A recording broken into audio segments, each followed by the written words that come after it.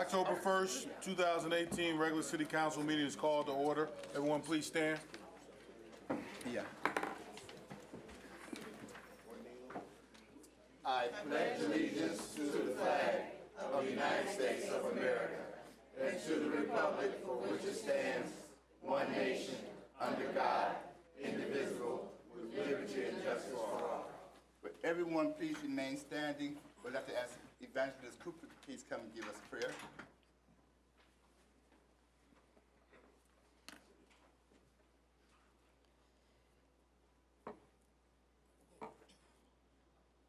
Good evening. Good evening. Our most gracious Heavenly Father, we come this afternoon, this evening, just to say thank you for all the many blessings that you continue to bestow upon this community, Lord. We ask that you continue to bless our mayor, our council, and all the residents of the city of Inkster. Let this be a blessed and productive meeting. We give thanks and honor in Jesus' name. Amen. Amen. Roll call. Mayor Nolan. Present. Councilwoman Watley. Present. Councilman Oden. Present. Councilwoman Mitchell. Present. Councilwoman Howard. Here. Mayor Pro Tem Williams. Present. And Councilman Chisholm. Present. We have 7 tonight, and we do have a quorum. All right. Everyone had a chance to look at the agenda? Okay, we've eliminated the original item D. We eliminated the original item G. So everything else just moves up too? All right, do we have a motion to approve the agenda? Make a motion to approve the agenda with the with the deletions. Okay. We got support? I'll support. Okay, been moved and supported, discussion? All those in favor say aye. Aye. Opposed, nay. It passes. Mary McClendon. Where's Mary McClendon? Okay, come on up. Just jump over her, Mary, you good. I'm good, Mayor, but not quite that good. I'm Mary McClendon from the Office of Wayne County Commissioner Glenn Anderson, and it's a pleasure to be here, Mayor and Council, and all of the dignitaries and the fine citizens of Inkster. I bring you greetings from the Office of Wayne County Commissioner Glenn Anderson, and I just have a few things to tell you. His newsletter will be out, if you haven't received it already. His newsletter will be at your door within a day or so if you have not received it. And it'll give you all updates that he can share with you at this time. Also, I want you to be aware of the fact that Wayne County does have a fiscal year 2019 budget that has to receive its final approval, but it's certainly a timely budget. I want to remind you that it's Breast Awareness Month, the month of October, Breast Awareness Month for everyone to be aware of. I want to also let you know that the job fair that the commissioner was going to host on October the 17th from 10 until 3 at Schoolcraft College, the Radcliffe Center, which is in Garden City, has been canceled. Please make a note of that it has been canceled due to a conflict in the county's administrative scheduling. In the county's administrative scheduling, there was a conflict, and as a result, that job fair had to be canceled. So please, it's very important that you take note of that, and we're very, very sorry about that. Also, I want to remind you that the Wayne County Life Fest will begin on November the 15th. The ceremony begins at 6 p.m. at Hines Park, the Merriman Hollow area. Now, it runs until December the 31st, and I have you to know that that is the longest drive-through light fest that you will ever see that you can drive through in your car. And the hours are from 7 to 10 o'clock daily, and you enter from Merriman, and it's between Ann Arbor Trail and Warren Roads in the city of Westland. Also, I want to remind you of the kiosk that's at the 29611 Ford Road. That's the Wayne County kiosk where you can pay your taxes, your Wayne County tax bills that are there at the Wayne County level. So you can pay them there. That's very good. That's the Dollar Castle. So it makes it very convenient for you. It's open from 9 until 9 o'clock. Also, I want to remind you to vote on November the 6th. It's so important to vote, vote, vote, vote. There's so many important items on that ballot that you need to take your souls to the polls and vote. Amen. I got an amen out there. All right. And I want you to know that there's no longer straight party voting.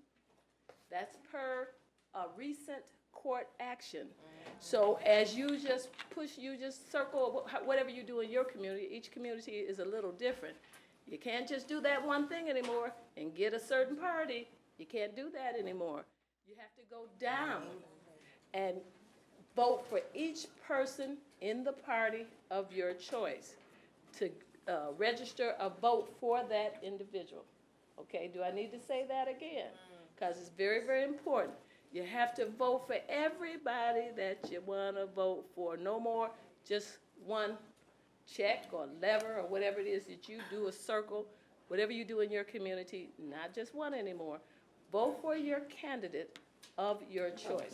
Be sure to look at all the ballot proposals, all the things that are on the ballot. Make sure you have judges, you have all your local officials, not local, but state and officials on there. Be sure, and county, be sure to vote, vote, vote. For those of you doing absentee, I don't know if your ballots are out yet, but be sure to vote, keeping in mind there's no longer straight party voting anymore. So that's all that I have at this time. It's always, Mayor, I always love to be in Inkster. It's such a fine city. You're doing great things. You're on the move now and becoming a change agent. So congratulations to you here in Inkster, and it's a pleasure to be here. Thank you. Thank you. Yes, I paid her for that. Mr. Mayor, I have a question to Felicia. Yes, ma'am. Up under the new ballots, is that portion taken out of the ballot, taken off of the ballots where you can just Yes. vote straight party ticket? Yes, So that's it's oh, off. You okay. have to vote race by, you have to Okay. fill in the oval for Okay. each race. Okay. Yep. Okay, y'all, we gotta pay attention now. We have a presentation from Dr. Shelley Holt, Superintendent of Wayne Westland. It's a bond presentation. So come on up, Dr. Holt. Thank you, Mr. Mayor, folks from the city and from City Council. Thank you for having me here today. The first thing we want to do, yes, this is about the bond, but ultimately this is about our children. And as you know, I'm new here to the community, and I will still consider myself. Can you hear me now? Oh, yes, okay. Ooh, I can do this, I think. So I'm new here to the community. I consider myself a guest in the Wayne Westland, which involves Inkster community. I will still always consider myself that because I'm a transplant. But I will say one thing that I heard that really bothered me, and it still bothers me to this day, is when I hear people say that my babies in Inkster do not have a school. They do have schools. They are Wayne Westland community schools, and every one of my babies is welcome in my community. I'll say it again, because I want to make sure everybody heard me. Everybody is welcome in the Wayne Westland community schools. And so while the buildings may look a little bit different, we love our babies and we want them there. And that is what I am here to bring about in the Wayne Westland community. That being said, we're at that point. Every 20 years or so, we have to go for a bond measure because of the way funding is structured in the state of Michigan. That's not my choice. It's the way things are. Coming from California, this is very, very new. We don't do bonds out there, but here we do. But I think it's time for us to understand why we have to do bonds. So with that, I'm going to play the video.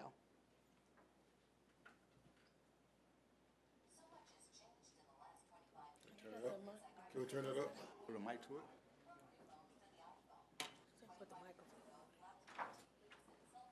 There you go. Come on, Royce, come on.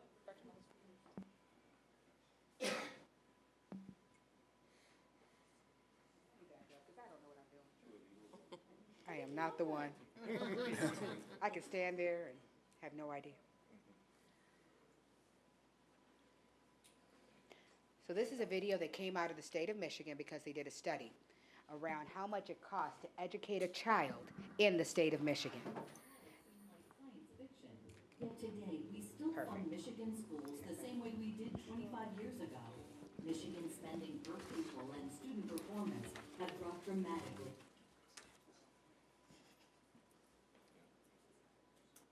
Oh, it's not a two. Yeah, start it over.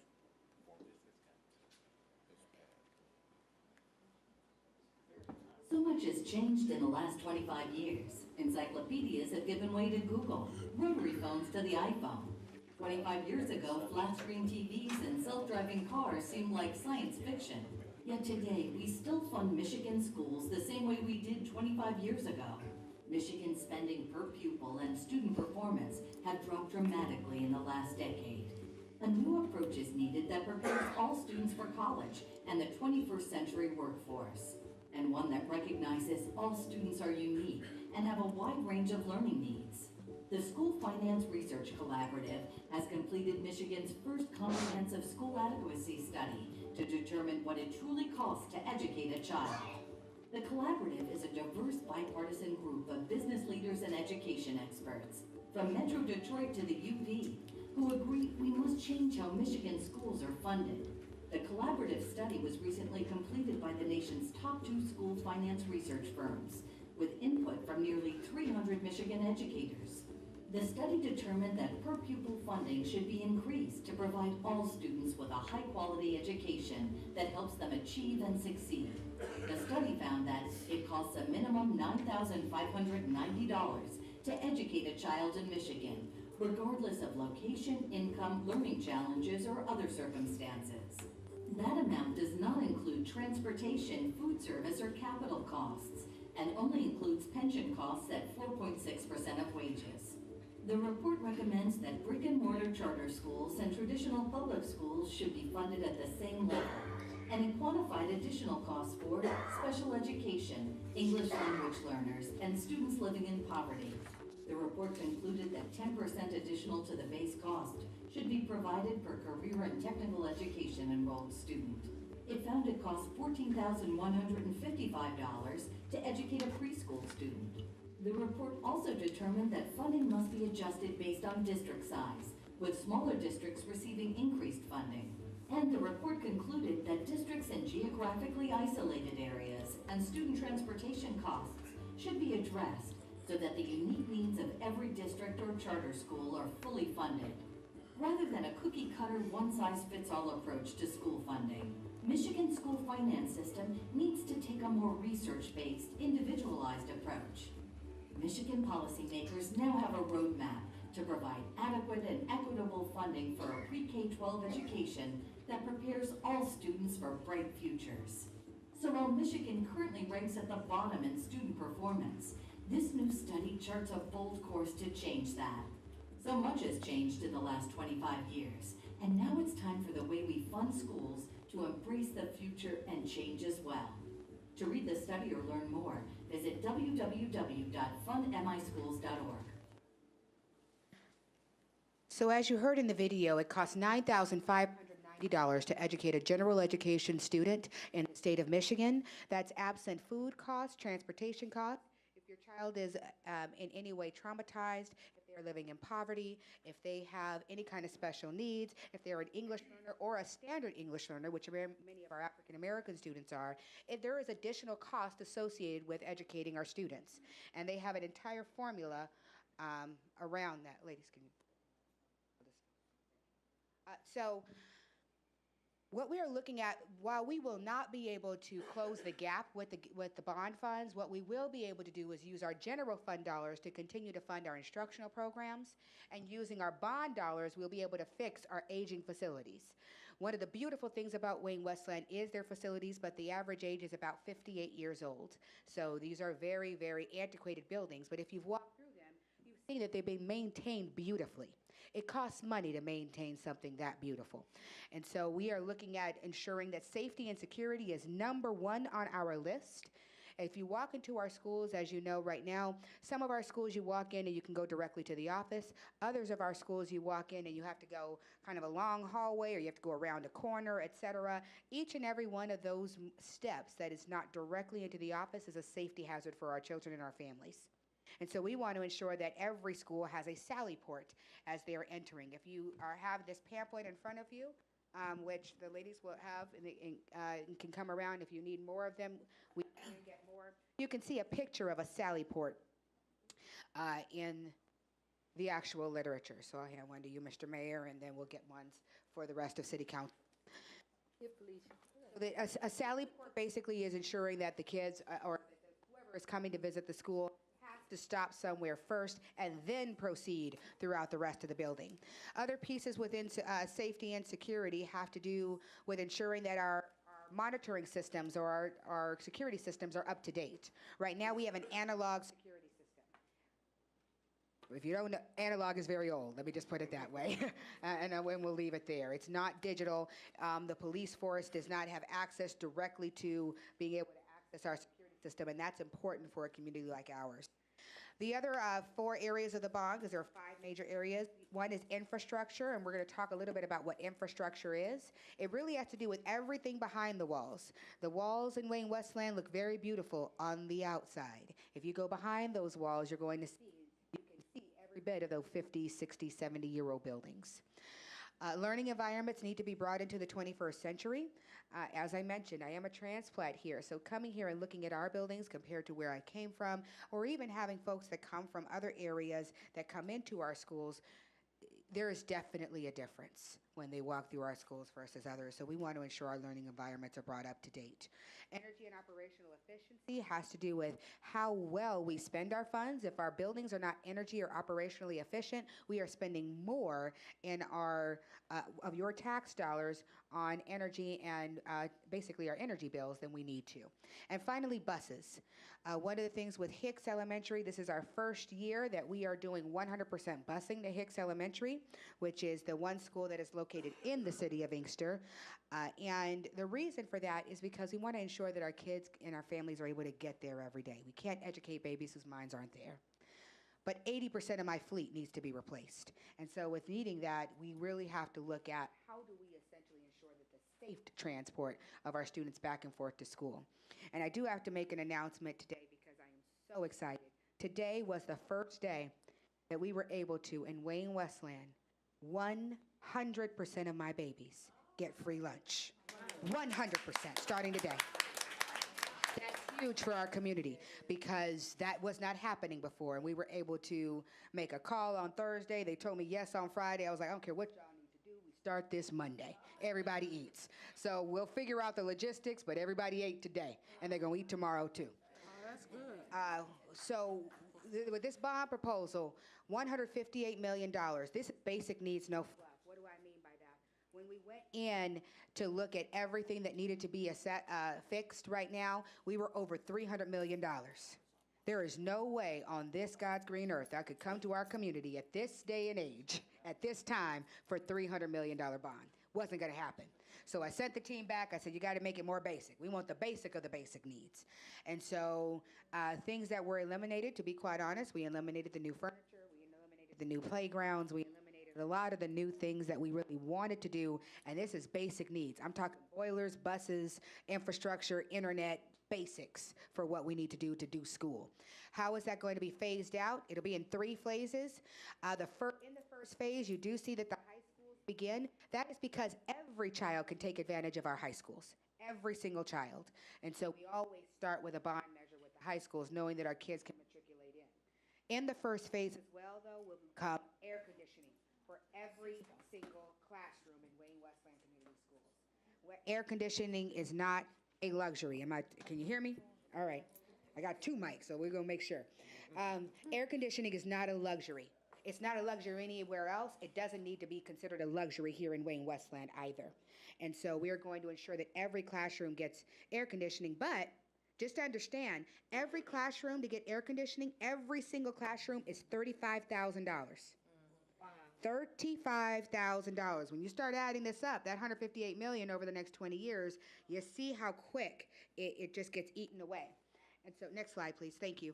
Always know that operations will supersede instruction.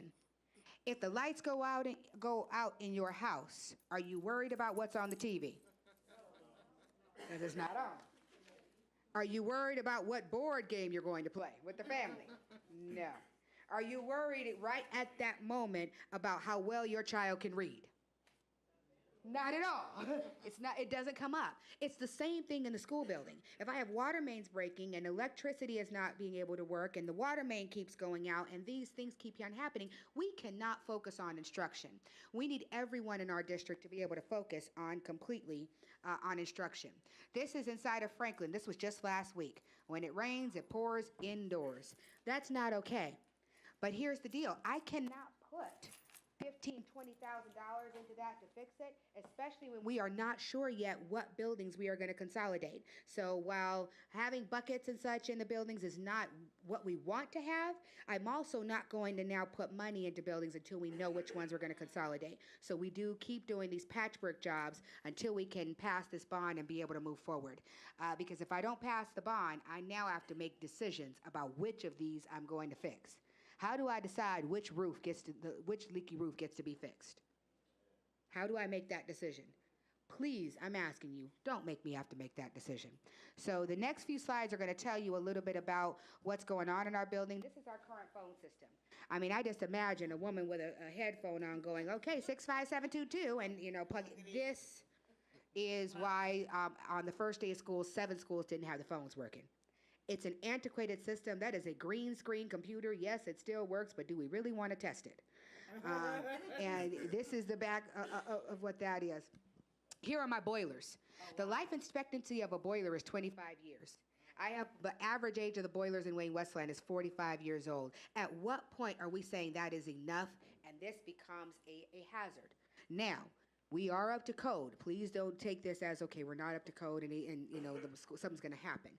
That's not the case, but we cannot keep tempting fate. After a while, things break down. So next slide, please. This was a couple of our buses 2 days before school starts. Now again, we fixed it, and my maintenance and operations team does an amazing job with paint and duct tape and everything that you can think of. But what message does that send to our children when we put them on a bus that looks like that? What message does that send to them about how important they are to us? Next slide, please. So when we say infrastructure, I wanted to make sure folks knew what that meant, because I know when I hear infrastructure, I'm like, that sounds like a bunch of words a big old word that means what? This is what we're talking about. PA system, security, new roofs, security, 911 phone system. Right now, when some of my buildings call 911, we have to make sure and monitor. I have to pay somebody to monitor the 911 calls to make sure that the 911 operator knows not to come to the central office and knows to go to the building. Yes, I have to pay someone to monitor that phone system. Can't we just get a new phone system? Wouldn't that be nice? Makes sense to me. Improve parking lots, fire alarm upgrades, etc. Go forward. So overall, like I said, this is $300 million overall to address all of our needs. What this is right here is it tells you the cost to put a new roof on an elementary school building, a middle school building, and a high school building. Now, you know that your roof on your house costs about $10,000 to $15,000. I've learned that being in Michigan. Remember, I'm from Cali. We have I'm in the house with the same roof from when I was born. We don't replace roofs out there. They're tile. Here, we have to replace roofs. It's $500,000 to replace an elementary roof, $750,000 to replace a middle school roof, and between $1.2 and $1.5 million to replace a high school roof. You see how quick that money just gone quickly. And how do we make that decision about which roofs we're going to fix? So here's where we get into the meat and potatoes. How much are you asking for, Dr. Holt? Exactly. Well, here's what we're talking about. We're talking about in 2016, everybody was paying 5.56 mills. And I have to point out, because Inkster, I have a small part of Inkster that's part of my district. It's only the part of Inkster that is part of Wayne Westland schools that is actually going to be impacted by this bond. We were paying 5.56 mills in 2016. This bond is 4.48 mills, meaning it is 1.08 mills lower than the last bond we passed in 1998. So I'm asking you for less than what we were paying. But here's the catch, because when people go, well, wait a minute, then why are you talking about an increase? The reason we're talking about an increase is because what we did was the right thing. 2 years ago, we refinanced our bond because that's what you're supposed to do. As opposed to pocketing the profits of that, we shifted that to the people. So we gave the folks for 2 years a tax break. And yes, we knew going for a bond, that's a double-edged sword, but we are of the mindset in Wayne Westland that you do the right thing for the right reasons and you just expect the community to support you. You don't do it any other way. So 2 years ago, we refinanced the bond, so what you're paying right now is less than what you were paying for that 5.56 mils. What we're asking for is $7.33 per $100,000 market value on your home. For most of the folks in Inkster, that's a Big Mac. Can we go with one Big Mac less a month? I mean, I know I've looked at my hips lately, possibly. Just saying. But, we can go with one less Big Mac. One less Big Mac. And we can ensure that our kids have buses. We can ensure our kids are safe. We can ensure that we have the money to purchase the instructional programs that we need, because that doesn't come out of the bond. But if I don't have to spend this money, the money on the facilities, I can use the money to bring our teachers' wages up to where they should be. And while I know that's not something that we all want to talk about, here's the deal. If my folks that work with me go to any other district around me, they can make $10,000 to $15,000 one day to the next. So the people that are teaching in my schools right now are doing it purely out of love for my babies. Love don't pay the bills. Let's just say, love doesn't pay the bills. And that's what we're asking our teachers to do. And so right now they have stuck it out. It's time for us to make things right with our teachers. So what we're asking for is 1.08, less than what you were paying before, about $7.33. Is that the end? Okay. So that's the end of the formal presentation. Let me tell you what you have. You have these cards that are I commit to cards. We're asking folks to commit to doing something. Ultimately, what I'm asking the community to do, if you don't support it, I understand. Don't sabotage. That's all I ask. If you don't support, I get it. Just don't sabotage. If you do support, spread the word. Something as simple as posting that video over and over on Facebook and helping people understand how the state of Michigan is funded does a lot to educate the community. Well, it's a 3-minute video. You can repost it on Facebook. If you go to my page or the district page, or just mifunschools.org, you'll be able to get the video and repost it over and over again. We do still need folks to help us pass this bond. We need folks to knock on doors. We need folks to spread the word. We need your help. This bond is not going to be able to pass without the community of Inkster. So I'm here today to ask for your support. Finally, we have another bond meeting. If this wasn't enough information, you can hear it again and even more. And that's at October 9th at 6 p.m. at David Hicks Elementary. We will be having a community forum, and I will answer any questions that you have or the community has. I'll have my facilities person there. You can ask specific questions about, the boiler in this building, and he probably knows about it. Don't ask me. I don't know. I'm the educator. So, and that's literally my time. Any questions? I mean, on the dot. Any questions up there? Any Council? questions? Questions? All right, well, thank you, Dr. Hope, we appreciate you.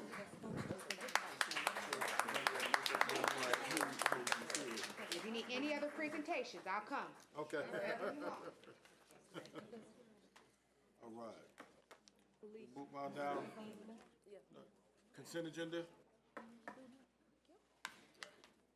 Consent agenda. do we have a motion? Motion to consent agenda. Do we have a second? Support. Okay, it's been properly moved and second, discussion. All those in favor say aye. Aye. Opposed, nay. Passes.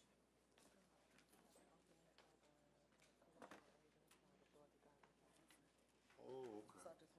Okay. Before I go on to boards and commissions, Javion, anybody from your office want to say anything today?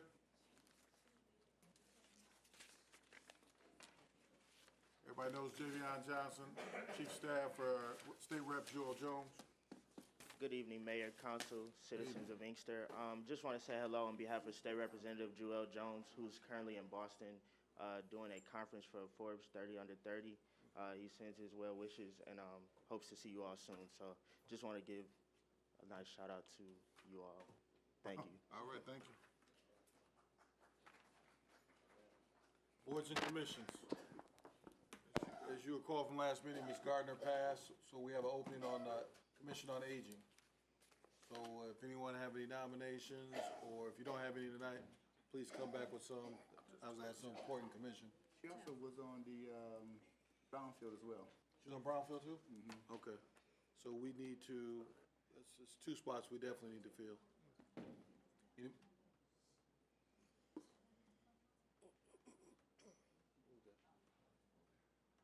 Anybody have any nominations for boards and commissions?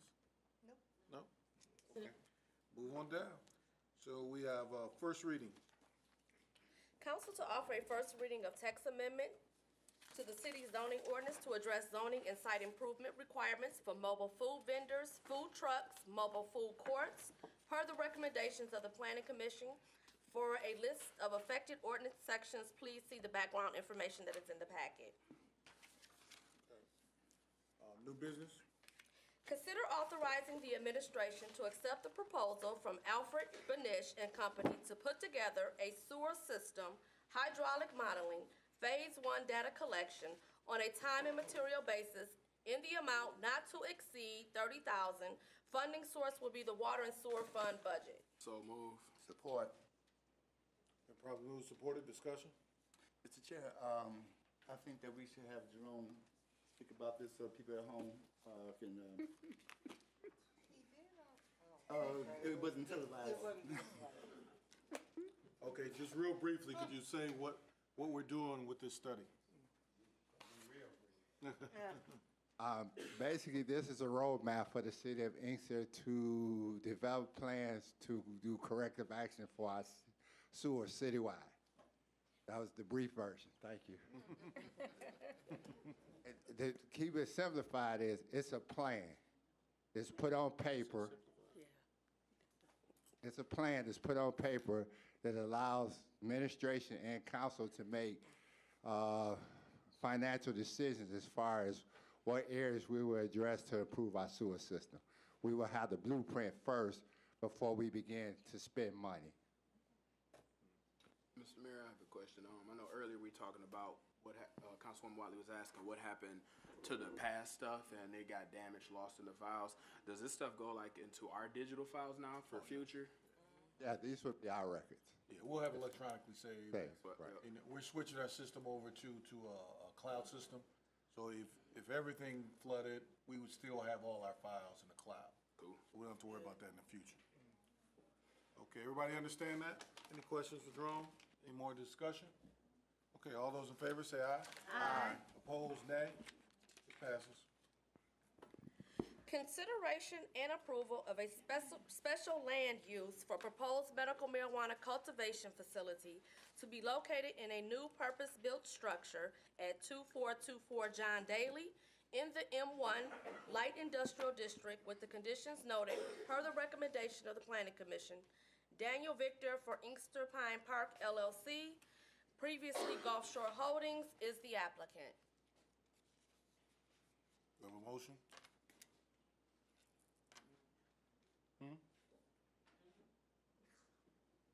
We have a motion?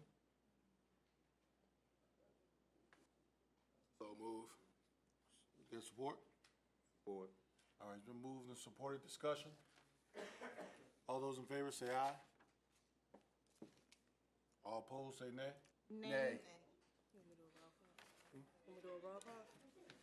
Yeah, you can do a roll call. Councilwoman Watley, Nay. Councilman Oden, Yeah. Councilwoman Mitchell, Councilwoman Howard, Nay. Mayor Pro Tem Williams, Nay. and Councilman Chisholm. Yay. We have four nays and 2 yays. So it fails. So it fails. Okay, we're on to item C. Consideration and approval of a special land use for a proposed medical marijuana processing facility to be located in a new purpose-built structure at 2424 John Daly in the M1 Light Industrial District with the conditions noted per the recommendation of the Planning Commission. Daniel Victor for Inkster Pine Park, previously Gulf Shore Holdings, is the applicant. Do we have a motion?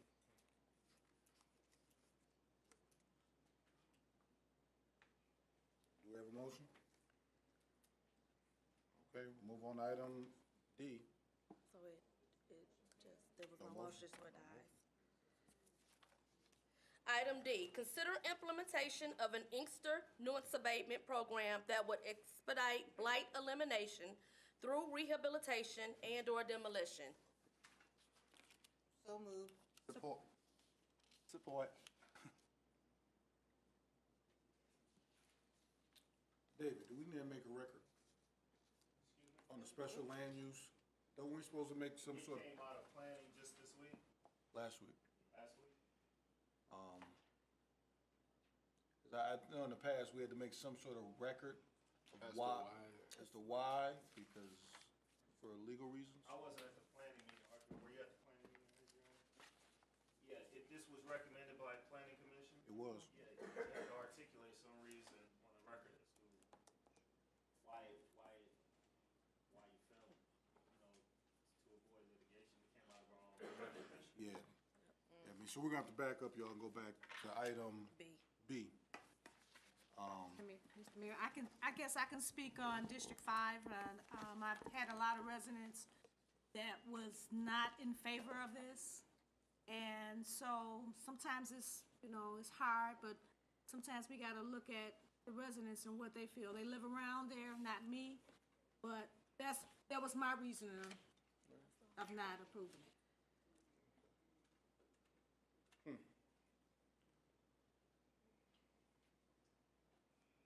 Do everybody have to say why? I'm in uncharted water here, because it's really a special land use, so Right. there's gotta be some reason articulated.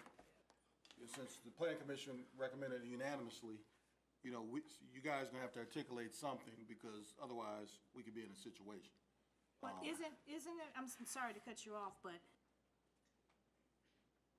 the planning commission can recommend something, but it may not be what the council wants. So every time we go against the planning commission, we have to have this sort of discussion. The planning commission puts stuff together and bring it to us, but No. it may not be what we want, so. I'm gonna let David explain to you. Well, not having the benefit of being involved in a planning commission meeting, I'm gonna defer to Adriana. Correct me if I'm wrong. Can you read the planning commission's recommendation or report for me, just to give me that insight, not being present at that meeting? When was it? Last week? That's Monday. It was last Monday. Do you have the recommendation that came out of the meeting? Sure, so the Plan Commission's recommendation was for approval of the special land use subject to security. A security plan must be reviewed and approved by the police department and inspected for approval by the police upon installation. Public hearing, the results of a public hearing must be considered to assess impacts on the surrounding neighborhood. The public hearing was held last Monday, and there were no citizens that actively spoke that were opposed to the development. Licenses, a state license, local business license, and certificate of occupancy must be obtained prior to operations. And number 4, all conditions of the site plan approval must be met. So there were no comments that were voiced publicly to oppose it, so there was nothing articulated that it posed a risk to the danger, welfare, or health of the community? That's correct. Some citizens did speak, but they were asking about employment opportunities, and they were asking about what agencies up at the state level would be responsible for some of the compliance of the facilities. Mayor, in my opinion, that in order to vote nay, obviously every council person has the right to vote their conscience, but with regard to a no vote, given that it was unanimously approved by our planning commission, a no vote would have to indicate some detrimental risk factor to the wealth, health, and safety and well-being of the Inkster residents. I would be much more comfortable to hear an articulation of a no vote wouldn't have that impact on our residents of the city of Inkster, particularly in light of the fact none were mentioned at the planning commission. I think equally as important as our own staff, Ms. Jordan recommended to the planning commission that we approve it. It was approved unanimously. So I don't know if you guys read her letter, but she went through every factor that we have to go through. So if you're gonna vote no, you need to look at some of those factors and come to a different conclusion based on what was had at the public hearing, which obviously most of us didn't hear. Steve and I was there, no one else was there. Or you gotta articulate something, other than I don't like it. Okay. Okay, well, can I? Oh, I'm sorry. Go ahead, go ahead. 'Cause I- No, all I'm saying is that you all do this based on all kinds of technical aspects of it, correct? Do what? What do we do? Authorized special land use, correct? No, I the mean, fact- you go through a whole bunch of things that we're not necessarily concerned with. We're concerned with our residents or the complaints we get during this time period when these places open and things. And that's who we answer to, you know? If you all, if you need us to say yes and have a reason other than the community doesn't want it, then why bring it to us to begin with? Go ahead and do it. Oh, no, Because first of all, if that's what's gonna happen. we can't do anything unless you do it. You're city council. But we just did it, and you told us we need a better reason to do it. You're not hearing what I'm saying to you. Oh, yes, I am. No. When you look at, Only on go ahead, marijuana Ms. Jordan. stuff that we have this problem with, nothing else. So typically, the findings that both the city council and the plan commission are supposed to review in terms of a yes vote or a no vote are the special land use standards that are in the zoning ordinance, and there's 9 standards, and any no should be based on the special land use not meeting one of the 9 standards that are found in our zoning ordinance, and there is some legal precedent for that in planning case law and land use law. We need to change them ordinances then. Articulate I'm not those gonna 9 vote on it. reasons. I don't want it. Well, sure she Yes. can, sure. Read the nine factors. The 9 requirements in the special land use, please. Sure. So number 1, it must be harmonious and in accordance with the goals, policies, and actions of the master plan. Number 2, it must be designed, constructed, operated, and maintained so as to be visually and physically harmonious and appropriate in appearance with the existing or intended character of the general vicinity and not change the essential scale and character of the area. Number 3, it must be visual, physical, and an economic improvement in relation to the property in the immediate vicinity and the city as a whole. Number 4, it must be served adequately by essential public services and facilities, or that the persons responsible for the establishment of the proposed use will adequately provide any service or facility. Number 5, it must not detract from the desirability and orderly function of residential or business uses. Discretion shall be given to the impact of the proposed use upon existing uses, which may relate to the traffic generation, sound, artificial lighting, odors, emission of exhaust gases, pedestrian traffic, hours and days of operation, creation of a public or private nuisance, opportunity for crime or criminal activity, congregation of individuals for purposes other than intended by the proposed use, and similar factors generated by the proposed use. Number 6, it must not erode or reduce the economic viability of other land uses. Consideration shall be given to the compatibility of other existing uses with the proposed use and maintaining land values within the city. Number 7, it must not impose additional service demands upon the city or its anticipated future resources.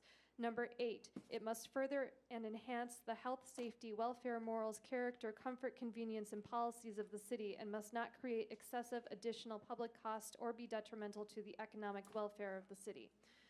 Number 9, it must be consistent with the intent and purposes of the zoning ordinance and comply with all the specific standards as established for said uses by the ordinance.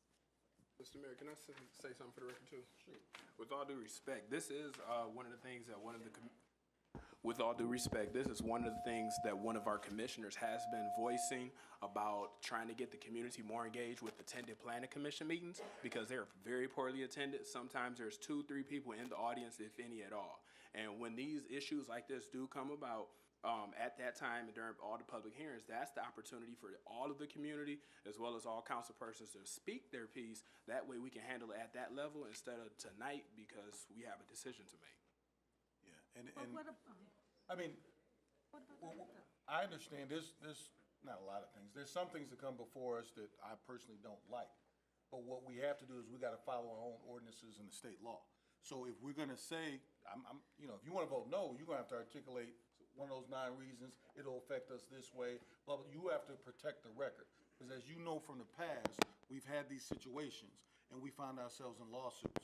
And I'm not in the business of spending the taxpayers' money because we don't personally like something. Even if someone calls you and complains, first of all, do they live in the neighborhood? Because this is an industrial area. There's only 4 houses on the whole Throwbridge Street, and all those people were contacted. None of those folks came to the public hearing. So if people are calling you personally, that's fine, but they did not avail themselves of the public hearing, which is the forum that we've all decided that's where it should be decided. So we're sitting here today in public talking about this, which is all Exhibit A in a legal proceeding, about we don't like it and we just don't want it. Those are not one of the 9 We didn't factors. like it and we just don't want it. But even if you say, I'm thinking about the citizens, well, you're gonna have to articulate how this harms a citizen for a facility being which is, it was Eagle Automotive for 100 years. It was an abandoned building for the last 10, 15.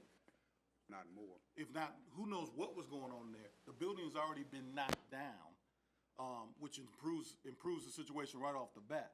So what we're just saying is you have to protect the record to protect the city. And just for the record, if I might, Mayor, Adriana, are you in a concurrence that with regard to the requirements of the special land use, all 9 requirements have been met coming out of planning and per your professional opinion?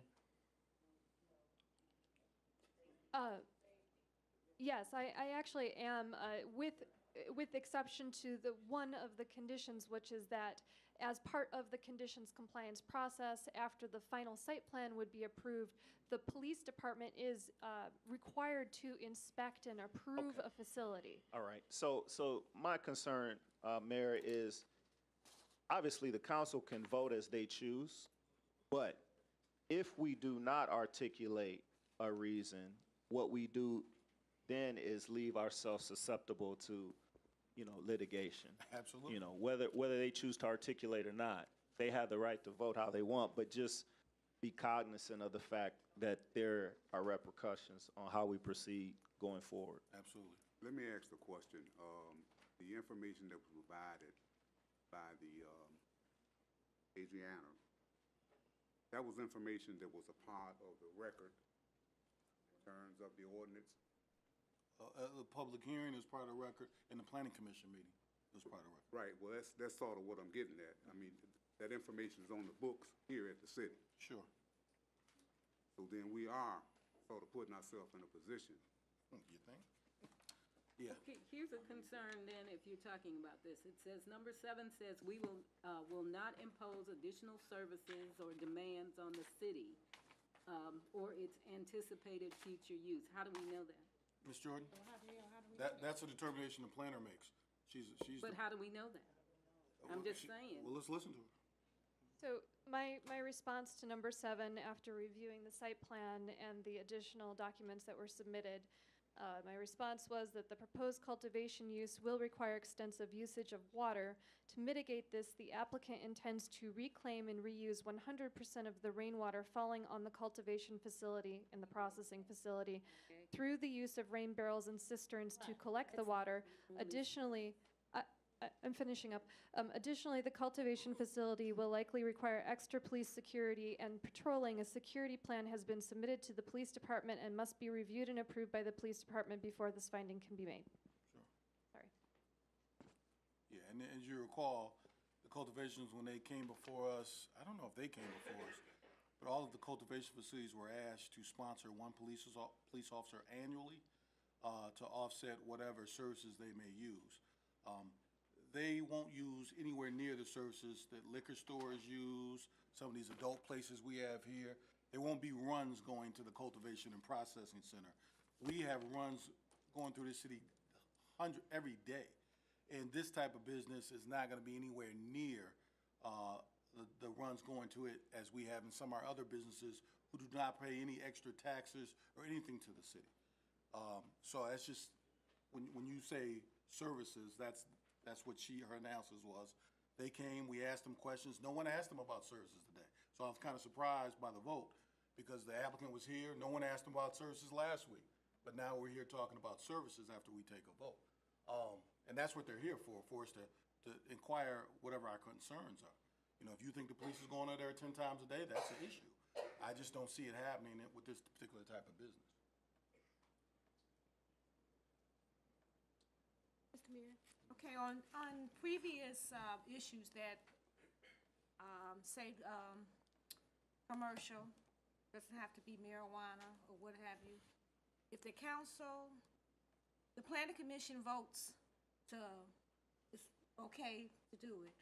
And once it gets to the council, if the council say no, so that means all of the stuff that we may have said no to, we can be cited for? If the planning commission says, No. What the lawyer said was, if the planning commission recommends yes to us, that's their job. It's our job to vote however we want to, but if we decide not to go with the recommendation, we have to articulate to protect the city our reasons why. Okay. And it has to be within the preview of the 9 factors that we have to look at before deciding this. okay, and I understand that this may have occurred, a while ago, but it's only on medical marijuana stuff that we're having this issue with. If it's, I mean, have we had anything in the past? We have, Councilman Yes, we had Howard, something. and I can't recall what I it don't was know what it regarding a was. daycare center, I believe, where this issue came up prior. Okay, I know And it. if you recall, I reiterated that regardless of our vote, if it's no coming out of the planning commission, we need to articulate a reason.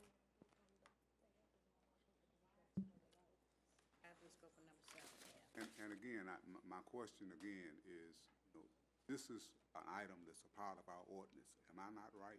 Correct. Therefore, it's sort of difficult to deal with saying no when it's in our own ordinance, which we passed that ordinance. I mean, the prior body did pass the ordinance allowing this business in the community. We did not modify it, no one's tried to modify it, not to. We've approved other ones, and some of these issues did not come up in the votes. You know, we approved another facility, you would assume they would use the same amount of services if they're the same size of facility. So I'm just saying, you guys who voted no, we're gonna have to articulate something, or the city's gonna have an issue. Mr. Chair, one of the questions I asked today about the odor. Now, none of the facilities that's here in the city are open yet, and we're charting through new territory. Sure. We're not sure whether or not if there's gonna be an odor going out through the city. Councilman Right, now, Williams, if I would, I'd just like to caution you on where you're going with your argument, okay? If you're gonna articulate a reason, I would advise you to try to focus it within one of the 9 parameters in the special That's land number use. 5. Yes, but just be careful on how you phrase your language about what we're sure or not sure of, okay? And so you gotta understand, when you gotta look at the backdrop of this. If you're concerned with whatever you're concerned with, that's fine, but we've already approved 3 of them. And I don't remember, other than asking questions like we asked tonight, anybody articulating any particular concern, other than the normal questions. So how are you gonna defend that at some point? Well, this one popped up, this one's different than the other 3, how so? How does it affect us differently? We've already approved 3. So, I mean, I'm talking around this, but I'm hoping you'll understand what I'm saying, because we're in public. Definitely understand what you're saying, but there's no photos of the final facility. Have they turned those in yet? Site plan went to the planning commission, they turned those in, got approved. Yeah, but have we seen, you know how they give you those renderings? That's not required by our ordinance, any renderings. But it just said it'll be aesthetically pleasing and it'll look great and stuff like that. Ms. Jordan? So I do a thorough site plan review of any site plan, but also especially the medical marijuana facilities when they come before me for site plan review, before it gets to the planning commission. And this particular facility has been in planning for some time now, as we've worked through different revisions on it. But the architecture of this facility, as of the second set of revised plans that they turn in, and it's been consistent since then, has actually been nicer than what you would find in a normal industrial district. I was pleased with the aesthetics of this facility overall.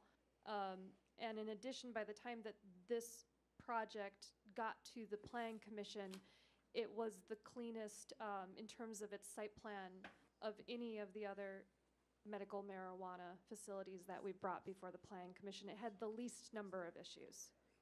This somewhere we can see it? Sure, Ms. Jordan, give it to you. I don't, do you have it? Sure. I don't know if we're gonna have time to review it tonight, but can we, well, this is a question to the nays, I guess. Can we move to reconsider this, maybe bring it up at the next meeting? I mean, we need to discuss, maybe in closed session, some of our other litigation matters that may relate to this, before we move forward, because we're driving down a dead-end street here. Well, I don't, Mayor, just if I might, we're not going to discuss this matter in closed session. No. Because this is not litigation. Right, we have other ones. No, Right. we have other matters that are in litigation that may be related. We might be, you know, it may bear on your decision here. If I may say. It has to be from a nay, though. A motion to reconsider. Well, if I may say, with this particular facility, they added on something that the others didn't have, and that was the greenhouse. Okay? And this one, like I said earlier, possibly we could admit these odors, but this is something new that all the rest of them don't have.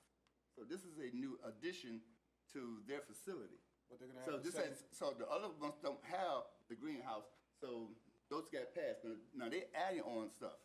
I'm lost by that. When you say the greenhouse, like, because he was saying it's going to be an enclosed structure, but it's just letting daylight in through the top. Yeah, the only difference is there's sun coming in the top of a greenhouse, where a warehouse, there's no sun coming.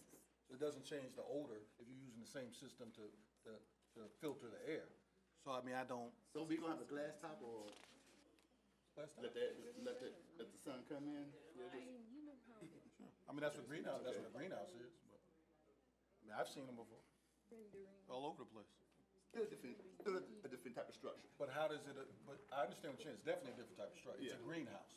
But how is that gonna affect whether odor is It's a clean? possibility that it may, because the others we always. But you said a possibility, a warehouse could smell if it's not secured properly, you know, and they don't use the right equipment.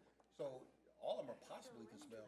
And we will have hopefully a nuisance abatement ordinance that we might pass tonight. So if it becomes an odor issue, we have means to deal with that. If it's a nuisance, we can deal with that as a city. We don't, you know, we're not handcuffed just because we approve a facility. We're not gonna let a house have a smell coming from it. We would bring it under nuisance abatement law.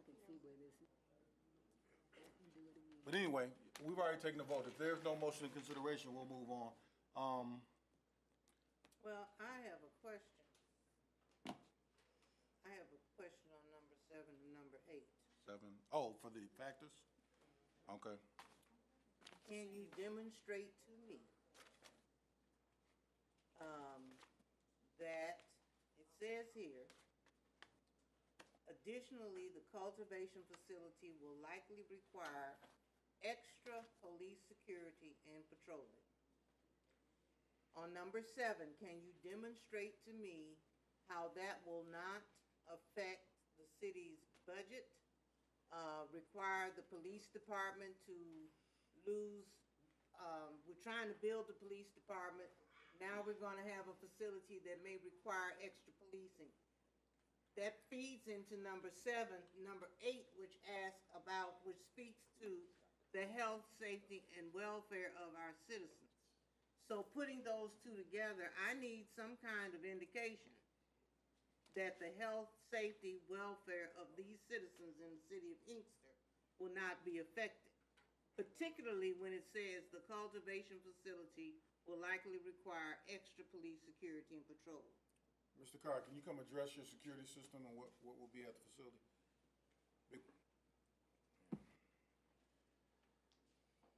Good evening. My name is Mike Carr. I am a principal in this development. We have in our budget, and I've referenced this to the chief of police, that we're going to fund 3 police positions.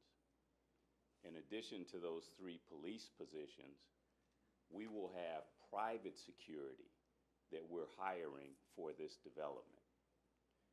Now, I also want it to be understood that we are not selling at a retail level medical marijuana. I understand that.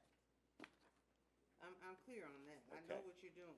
So as part of our site plan, we also have a wall that is being built around the development to the extent that for us, for me personally, and I've been coming to Inkster for 40 years since I was in my 20s, public safety is a concern for our group and for me personally. I still have friends who live in the city of Inkster. And if we were going to do anything that was detrimental to public safety, if we were going to tax city resources without commensurately trying to pay for those resources, it wouldn't make sense for us to do this in this community. Further, if I may,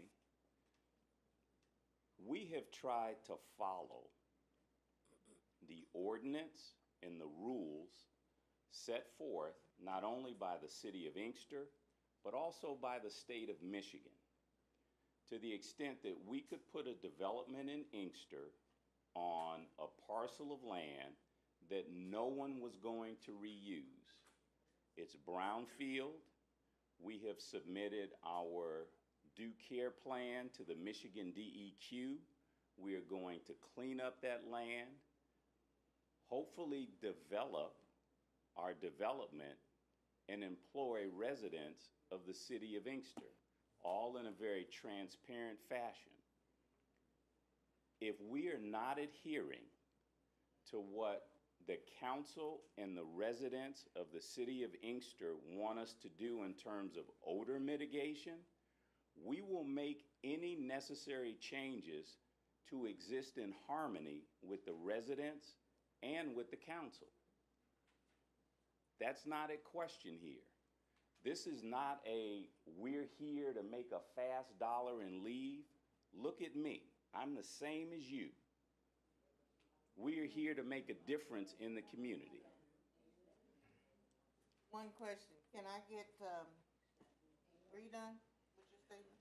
I'm sorry? Were you done with your statement? Yes, ma'am. May I get clarification on what you mean when you say funding 3 police positions? Exactly what does that mean? We have in our budget funding for 3 positions. What we need to work through with the city of Inkster is how we fund those positions, so we don't run afoul of any local or state laws. Okay, but I'm not getting the answer I want. Let me rephrase it. Funding police positions means one of 2 things to me. It means that you're going to send 3 people to, what do you call it? Academy. Academy, which is about $14,000, $15,000 a person. Correct. Or it means that you will, when 3 policemen are available, pay their salaries. So Is that so which is it? So it is our intent to pay the salaries of 3 police officers, And for how long? as long as those officers are employed. Thank you. One more thing I would like to say, Mr. Mayor. You know, it's not that some people may not be against what's going on. It's just that when you walk up and down the city of Inkster streets, it's nothing to do, okay? And it's got nothing to do with business. We need stuff in here that's gonna enlighten us, okay? Like stores, Starbucks, food chainery. You know, we need stuff, we need revenue, but you say you wanna come into Inkster, but what are you, I mean, we getting the revenues from the taxes, but what, I mean, an employee Inkster resident, is that it? You know what I'm saying? This is what a lot of people, this is a lot of feedback I'm hearing from my residents, okay? we need, everybody's coming in here with this marijuana. They can do this, they can do this, but what is actually coming in for the city of Inkster where we can actually be proud to walk outside and go get something to eat? It's nothing. And I'm saying that I'm not blaming you for it, but this is what I'm hearing as a council person. Councilwoman So Howard? that's why a lot of people are tired of it, basically. Because, you know, we're gonna put you on the books as paying taxes, but at the same time, what is these families, when they come outside their door, what are they looking at? Or when they walk down the street or ride their bikes, you know, we got buildings, pretty buildings, and they doing this, but what actually is for the residents of the city of Inkster?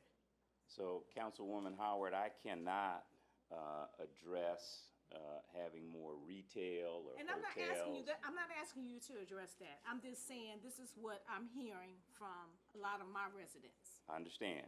Can I make just one comment, though? Yes. The city of Inkster had the foresight, knowingly or unknowingly, to participate in what is going to be a multi-billion-dollar industry. And so when you look at what's happening in this industry and you look at it beyond the local level, Coca-Cola is making investments in this industry. Other beverage companies are making investments in this industry. At some point at the federal level, this will be legal in the US, and all of those big businesses are going to be involved to the extent that it will be no different walking into a store and buying a beverage that has CBD in it than buying a beverage that has caffeine in it. And Inkster has the foresight to early on participate in that industry. But we just happen to have more land than most communities? Is that what you're saying?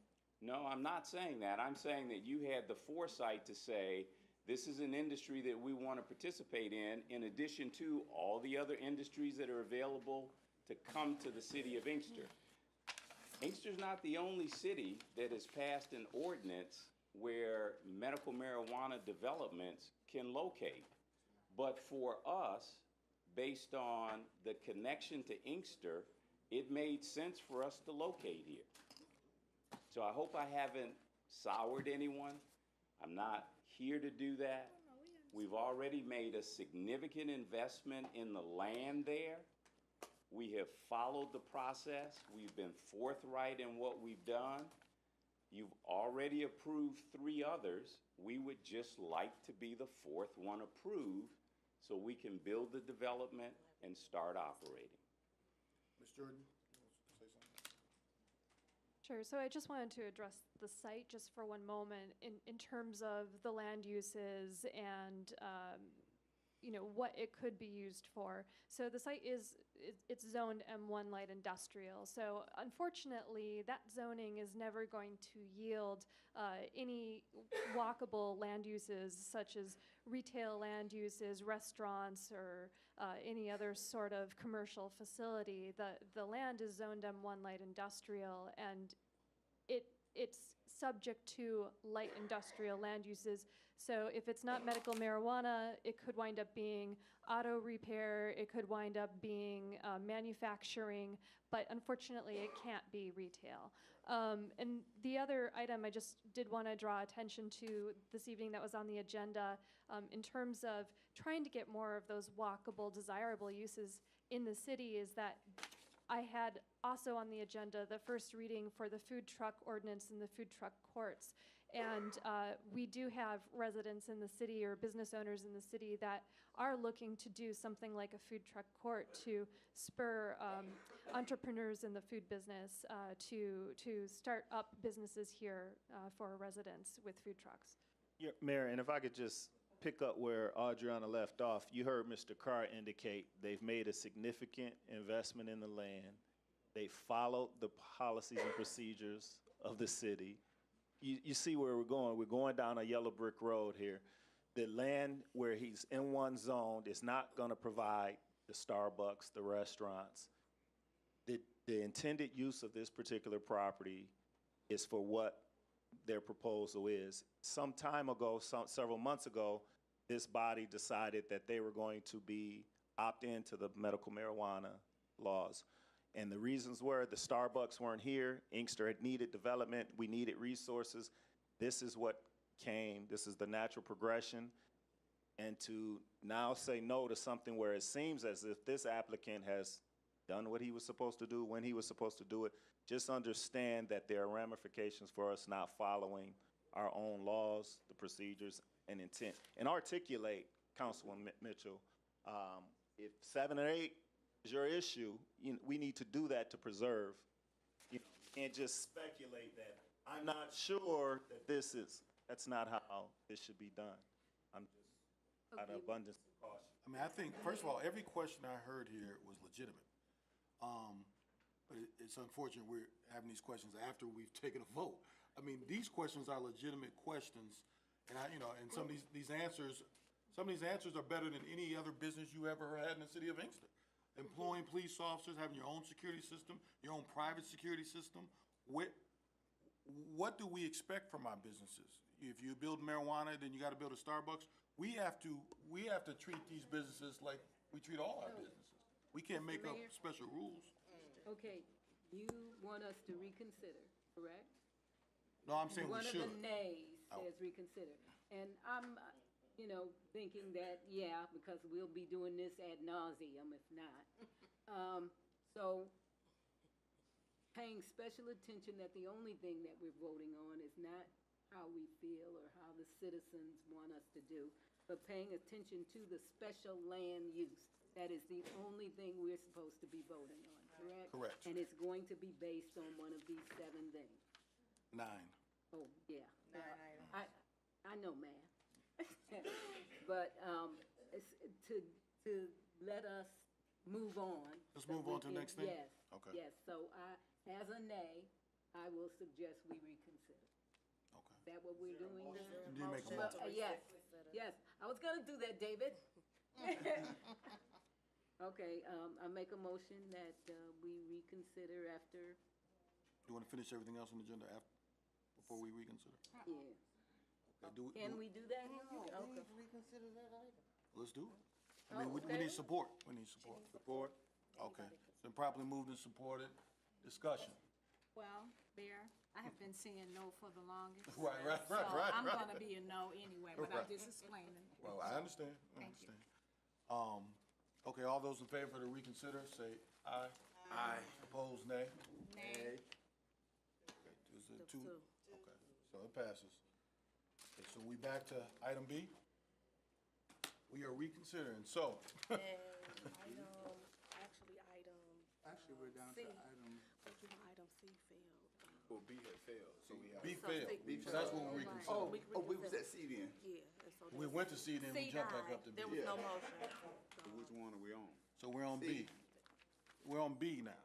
No, We just reconsidered B. We just reconsider. We just vote to reconsider. We didn't vote to approve it. now you have to. Gotcha. Right. Now, we have to have a reconsidering it. motion and then another vote. Oh, I'm sorry, can I take my seat? The reconsider as is. Okay. Now, we need a motion You want me to read it again? Yeah, go ahead. Consideration and approval of a special land use for a proposed medical marijuana cultivation facility to be located in a new purpose-built structure at 2424 John Daly in the M1 Light Industrial District with conditions noted per the recommendation of the Planning Commission, Daniel Victor for the Inkster Pine Park, and previously Gulf Shore Holdings is the applicant. Do we have a motion? So moved. Support. And probably move support. Discussion. All those in favor say aye. Aye. Opposed, nay? Nay. I think that's 4-2. Okay. It passes. So the item C, I thought that was C. No, that was just. That was B. For the reconsideration. that was the cultivation. Now this is C is processing. Processing. Consideration and approval of a special land use for a proposed medical marijuana processing facility to be located in a new purpose-built structure at 2424 John Daly in the M1 Light Industrial District with the conditions noted per the recommendation of the Planning Commission, Daniel Victor for Inkster Pine Park, Previously Gulf Shore Holdings is the applicant. Do you have a motion? So move. Support. Been properly moved and supported. Discussion? All those in favor say aye. Aye. Opposed, nay? Nay. That's 4-2, it passes. Okay. Item D. Consider implementation of an Inkster nuisance abatement program that would expedite blight elimination through rehabilitation and demolition. Mitchell and, So moved. Support. Been properly moved and supported. Discussion? All those in favor say aye. Aye. Opposed, nay? Passes. Item E is consider approval of an offer to purchase one residential parcel located on the south side of Princeton Street and Sylvia Street and Princess, and is legally described as duly noted, in the amount of $300 to Hennepin House LLC, Christine Master. So moved. Support. Been properly moved and supported. Discussion?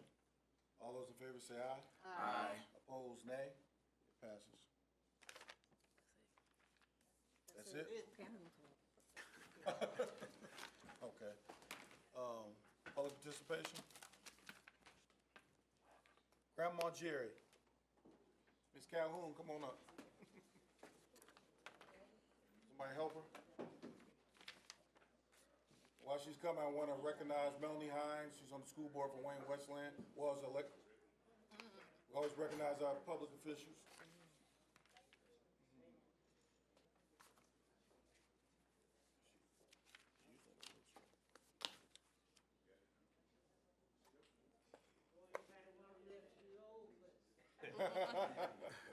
Sometimes it can be inconvenient. Good afternoon. Y'all know you got me up past my bedtime. I like your hat, though. You like my hat? Yeah. Okay.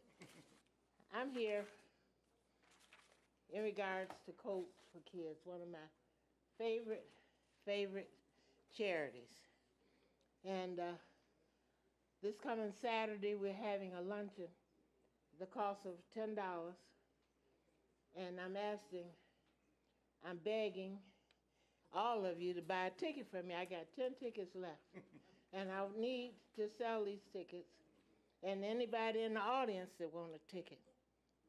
We also will be honoring 10 residents of Inkster who has done a magnificent job in our city. I'm not going to disclose their names, so you have to come and see for yourself. Might be you. I don't know.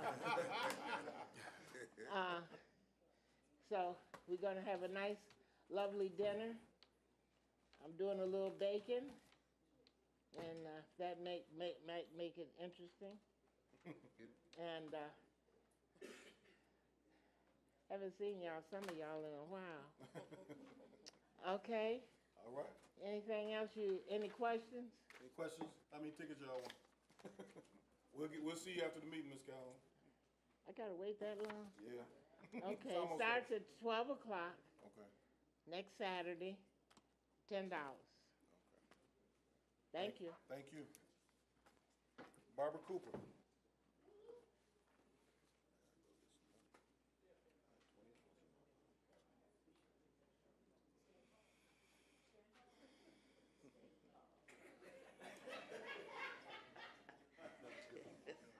This is tall as I can stand. Whew. Good evening, Mayor and Council. I'm also part of the Inkster Citizens Who Care for Coats for Kids, and we do need everyone's support for that organization. I'm here for the Inkster Goodfellows. We're having our annual pancake breakfast on October the 20th. Put your hand down. It's going to be at the Booker-Doja Recreational Center from 7 a.m. to 12 noon. Are the pancakes you can eat. It's $10, and it benefits No Child Without a Christmas. And anyone that needs tickets, they can see me, the president. Thank you very much. And also, anyone who wants to put an ad in the Goodfellow paper, we need those by Monday, the 8th. And Mayor, you promised. Got you. And a couple other people promised me. So I need for you to come on through. I like to have every council person have a $35 business card in the paper this year. So I got quite a few of you already. And She's talking about 50 over there. no, I'm not gonna lie. It's $35. Yes, yes. But we need your help. And also, I'll be coming back because I need help with the papers. For those to help me be out there on the corners, or just come on by a stack of papers. You can do that too. But once again, that's Saturday, October the 20th, 7 a.m. to 12 noon, $10. I do have tickets, and so does Shirley over there. Officer Bennett, you might have to escort her out. Yeah, thank you very much. And then also, don't forget this Saturday, the 6th as well. Okay. Thank you. Thank you.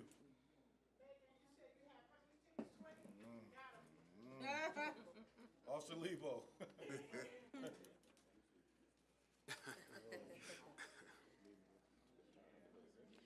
Good evening, everybody. All right, got a few announcements as usual. As usual. Okay, so first and foremost, we only have a few more days left until the 5K run walk. We have some spots available for the mayor's sponsorship of Inkster's children. They can run for free in the 1 mile fun run. Haven't had a lot of people signing up their kids, and that's a shame. Get your kids to sign up. It's a lot of fun. They're not running a 5K. They're just doing a little fun, little 1 mile walk run. Contact me if you're interested in having your kids sign up. My number is 313-400-5387. It's a great cause, supports getting Inkster moving as well as a lot of other good causes. Consider signing them up, please. Only a few days left. Next, this Wednesday, October 3rd, at 10 a.m. at Applewood, Coney Island, is our Coffee with a Cop. Actually, it happens to fall on National Coffee with a Cop Day. So not only will we'll be doing this all across the country, other departments and communities will be sitting down to enjoy a cup of coffee and some good conversation. I hope you will join us. This month we will have some special guests. Chief Riley will be there. He's usually there, but you know. Chief Riley will be there. Assistant Chief Ratliff will be there. Ordnance Officer Wall will be there. And Michigan State Police Trooper Austin DeClerc will be there, along with me. Just come on out. Come and join us. The coffee is on us. 10 a.m., Applewood, Coney Island, this Wednesday. This Wednesday, October 3rd, National Coffee with a Cop Day. Come join the national initiative. So, just announced today, I want to say Saturday, October 20th, the Inkster Police Department will be hosting a public auction. Going to be auctioning off goods that we had received and are past the point of needing to purge out of our system. So it's going to be at the Police Department parking lot, Saturday, October 20th. From noon to 1 p.m. The auction will be open to browse around. The actual bidding will start at 1 p.m. Cash only. All items are sold as is. We will not offer refunds. And unfortunately, we're not releasing a list of what's being auctioned off in advance. You just got to show up. October 20th, noon to 1 p.m. The day before, our last... 1 o'clock. Browsing is from noon to 1, so you can walk around the parking lot, take a look at the items we have for sale or up for auction, and make your decisions. The auction itself starts at 1 o'clock. Saturday, October 20th, we'll tell you we're not auctioning cars. I'm sorry. So, Saturday, October 20th, noon to 1 p.m. browsing. Auction starts at 1 o'clock. I have a flyer. It's over there. Y'all know how to reach me if you got questions. The day before, Friday, October 19th, is the final movie night at the police department of the season. I love the last one, not just because it's the last one, but because it's our Halloween themed. We get to color some pumpkins. We're going to have the kids dress up in Halloween costumes. Of course, we'll have free popcorn, hot dogs, and instead of snow cones, we'll be having hot chocolate. We do have heaters we'll place out in the parking lot to help keep everybody warm, but it will be chilly, so make sure you dress for the weather. Bring a chair or blanket to sit on, and we are watching Monster House. 7:30 p.m., Friday, October 19th, the day before the auction. Last but not least, I'm making this announcement on behalf of the Crescent Circle Watch Club. They are having a Crime Stoppers informational forum on Thursday, October 11th from 6 to 7 p.m. at the Booker Dozer Recreation Complex. What that is Crime Stoppers going to come out. They're kind of going to explain a little bit about their organization, what they do, and how they work to help make a safer, more cohesive Inkster. All right, thank you all. Thank you. D. Etta Wilcoxon.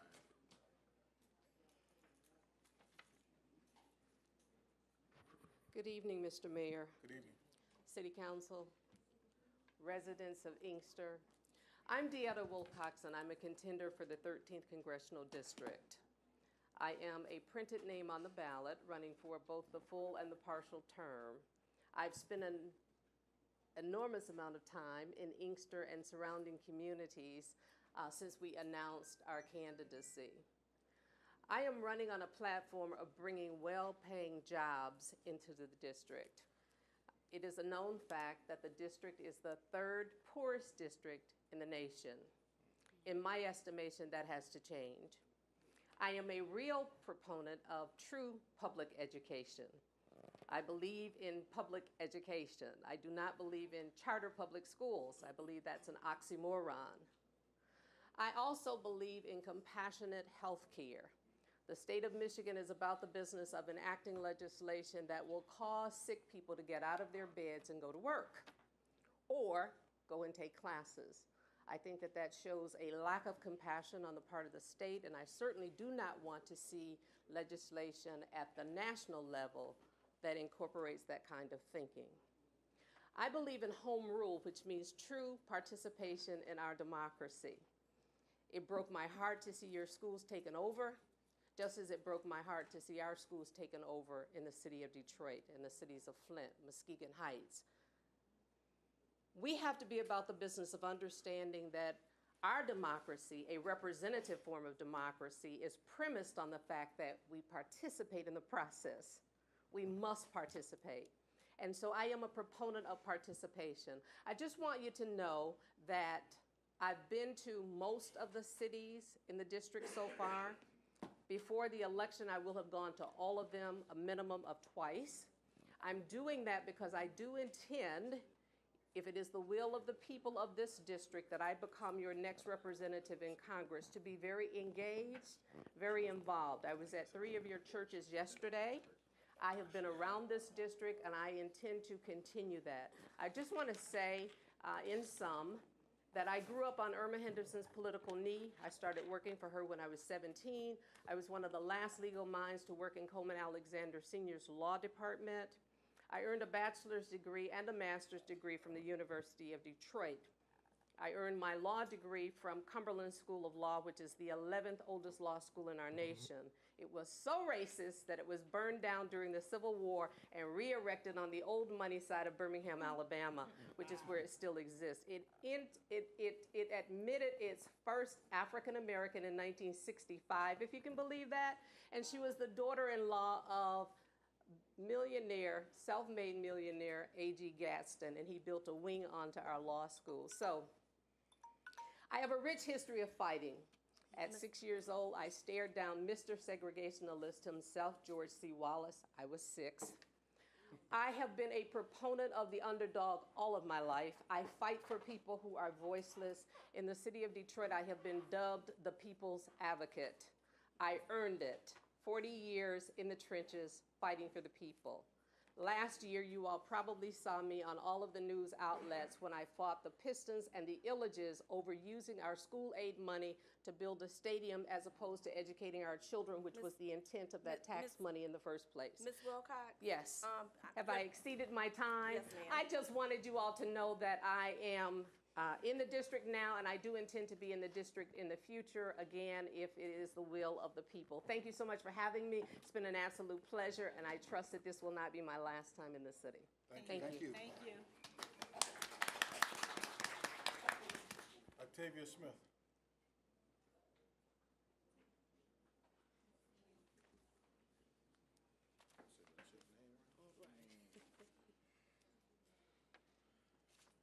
Good evening, Mayor, Council, and residents Octavia here, and I just wanted to share some information. I want to first thank Officer Lebo getting up and talking about the 5K. And council, there are some of you who haven't registered as of yet, so I have registration forms with me tonight. But I did want to just get up and say we're ready. Saturday's the day. Our mayor's going to open up for us, and we're going to run, walk, and have a children's fun run at the Inkster Golf Course. So if you guys are planning to come out and attend and support us, I also want to announce for the Chamber of Commerce, we will have our general membership meeting on Tuesday, October the 9th. And that day is very special because that's my birthday. So, and that's the last day to vote, to register to vote. So if you haven't registered to vote, do that as well. So you will receive information and your invites for the Inkster Chamber of Commerce. The last thing that I want to share is that Western Wayne Family Health Center, as always, we offer free yoga on Mondays from 6 to 7 p.m. We offer free indoor walking or Zumba on Wednesdays from 6 to 7 p.m. We have plenty health classes coming up for the month of October, November, Cooking Matters, Road to Health classes. We have a diabetes support group every third Monday of the month. So we have a lot of things going on in this city, great, wonderful things, a lot of organizations. All you have to do is get the information from Ms. Watley or from Inkster Senior Services. So many wonderful things going on. So please, join these things and you won't say we don't have anything to do. Lots of good things. Thank you, family. Glad to see y'all. Thank you. Okay. Yvonne Moore.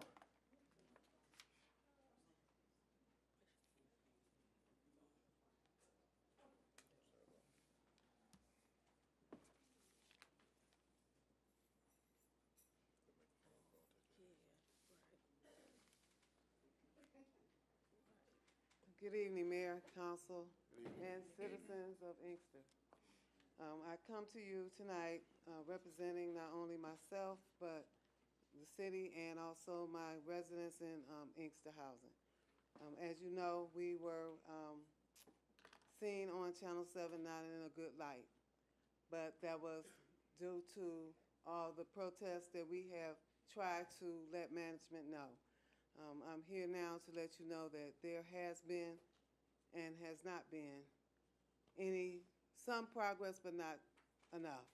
Some of our residents are still being retaliated against because of that news article that was seen on Channel 7. To let you know also, I listened to the protests of what you were saying. You know, as you know, that the community center is up to be turned into a private daycare. Our residents have complained since June. They don't want that. They put out a petition, they don't want that. So they went to the commission board. As you say, some of them don't have transportation to come all the way up here to try to protest. So where do they go? What's the next step for them? Do they try to put in a lawsuit? You tell me. That's what I'm asking. You tell me. So what do? How do they protest to not get a private daycare in their community? I'm just asking. What do they get for somebody not to retaliate against them for them only wanting fair, good living conditions, for them to have living conditions that are not mold infested, bats not coming into their homes. Who was retaliated against? The administration. Who was getting retaliated against? I don't know what you're talking about. The administration are retaliating against the residents. Who? You actually want me to name names, Mayor? You want us to do something about it, you gotta tell me what's going on. I don't know what you're talking about. Not an open session, though. You wanna tell me after the meeting? I mean, I could stand here and name different people in different units, but come on, that would be just pointing them out for them to get retaliated against even more. No. I'm asking you for the name so I can do something about it. I will pick up the phone, Okay. go over there myself, and make sure something happens. You tried to do that. What you mean I tried to do it? You tried to do that, and the person that you tried to do it for, they went in their home, they tore up the floor. The mold is so bad in the floor. I have pictures in my phone right now. The mold is so bad, was so bad up underneath the wood that it's so black. The black mold is so bad, and they went in, the contractors went in their home, and they put up the wood, and they left it there and told them they could not come back. That was on Thursday. They told them they could not come back because they didn't have the materials, and they left that person's house like that all weekend, and they couldn't give their bath, couldn't give their children a bath, couldn't use the bathroom or anything else. Now you tell me, how is that justice? How is that justice? Yes, you did. You told them to fix it. They fixed it all right. What about the health department? Can the health department go in there and shut him down, or what's going on? But my thing is this, yes, they're living in horrible conditions. Okay, yes, the person that went on the news, yes, they was really on them and all them, everything. Yes, they was like, oh yeah, you heard, first they were beating up their babies. The poor little girl went to school, they beat up their babies about the story that was on the news. And then, of course, I don't know how many people knew that next day, yes, they were beating up their babies. What do you mean beat up her babies? What are you saying? I don't understand what you're saying. The children, the story came out, the children was teasing them, saying, oh, you have roaches in your house.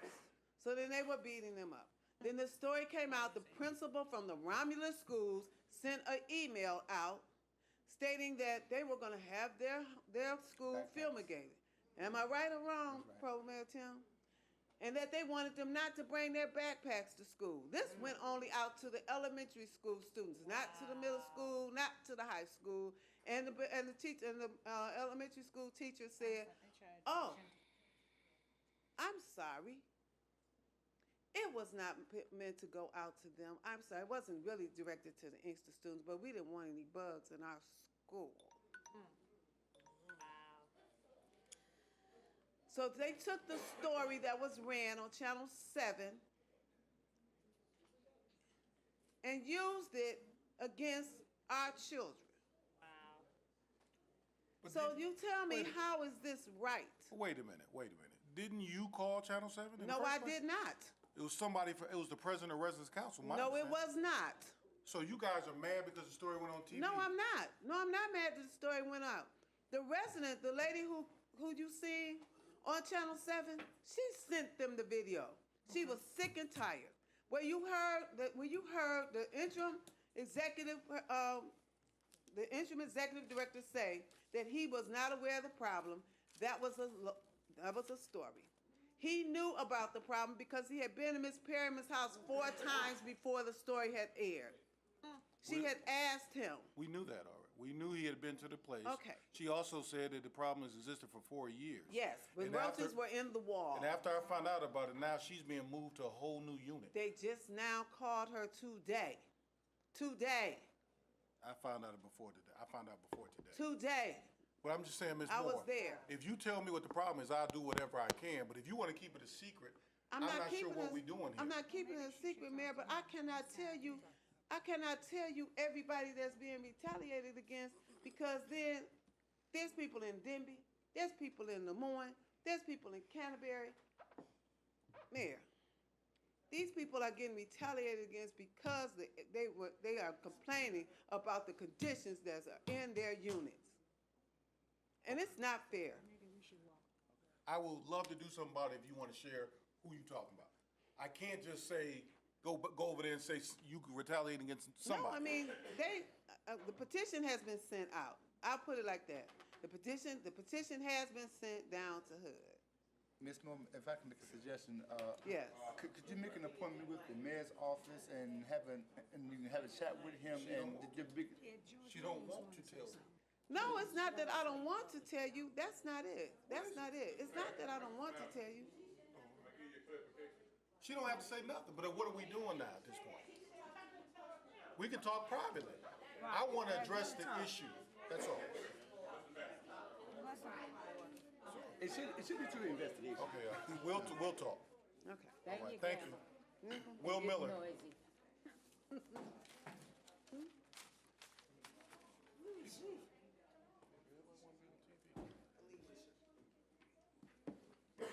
Good evening, Council. Good evening. Good evening, administration. Good evening, friends and family on TV and in the audience. My name is Will Miller. I am currently the president of the National Action Network here in the Inkster, Western Wayne region. Wanted to give some information about our upcoming general membership meeting. Meeting's going to be this Saturday coming up, October 6th. 10 a.m. as always. 10 a.m. as always. I'm going to have a couple of guests come out. We're having, I was glad to see her here, Miss Deetta Wilcoxon is going to be coming to our meeting. She's a 13th District rep, candidate in the Green Party, as she just came up and spoke about. Our president in Detroit reached out to us and brought her out, so she's going to be active in the area trying to get some votes and introduce herself to everybody. We're going to have the adjunct professor from Marygrove College. Her name is Miss Shakita McKenzie. She's going to be talking about strategy and campaigning for folks who want to start learning how to campaign for office, run elections, run campaigns for other folks. We're trying to start doing some training for folks who want to do more, try to increase our bench of solid candidates, because there's a lot of people in this community who actually be good candidates for office here and other parts, so we can try to expand our influence. We want to try and develop that talent, so we're going to start doing that. Let's see. We got a couple more folks. I don't want to jinx them because they ain't called me yet and said for sure. So I'm going to hold off on that. Something I am proud to speak about. Several hours ago, Prosecutor Worthy spoke out with regard to what was going on with bringing down charges for what happened to Mr. William Darius Marshall while he was in custody of the Westland Police. She has decided to put down involuntary manslaughter charges, as well as misconduct in office for the desk sergeant, as well as the 2 paramedics that was there during the time of his passing and while he was in their custody. I am remarkably glad to hear that.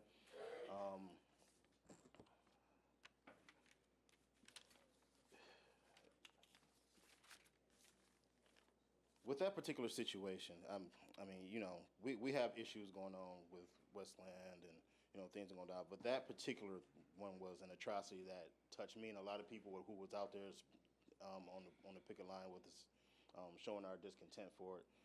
I'm just glad to see that there's going to be an opportunity for justice for the family and the communities that we all live in, because that, as many times as I said, that could have happened to anybody. For them to lose his life like that was unjust and uncalled for. This was going to be for Jerome, but I'm going to just say it because he went out. On Monticello Street, there is a street light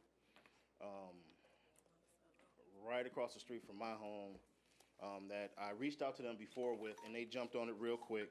Oh, man, I was there, that's right. They jumped on it pretty quick, but I think due to what happened down in Monroe, they sent all those contractors and stuff away, and the guy who was doing the repairs had to leave, and he wasn't able to come back.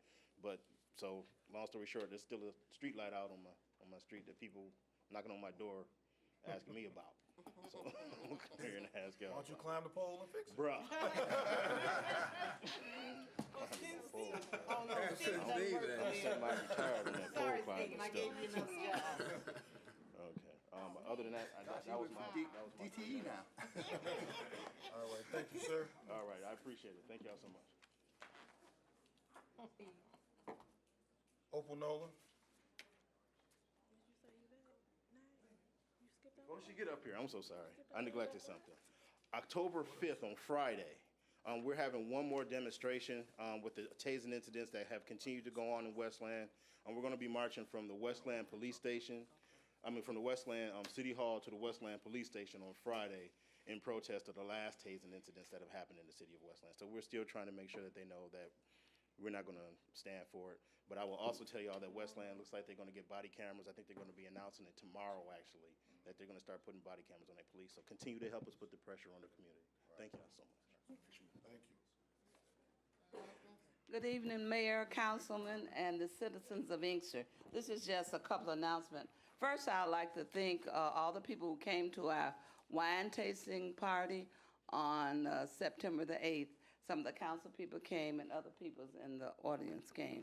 So we thank you for coming. It was a success. The other announcement is the arrangements for Dr. Lee Martin.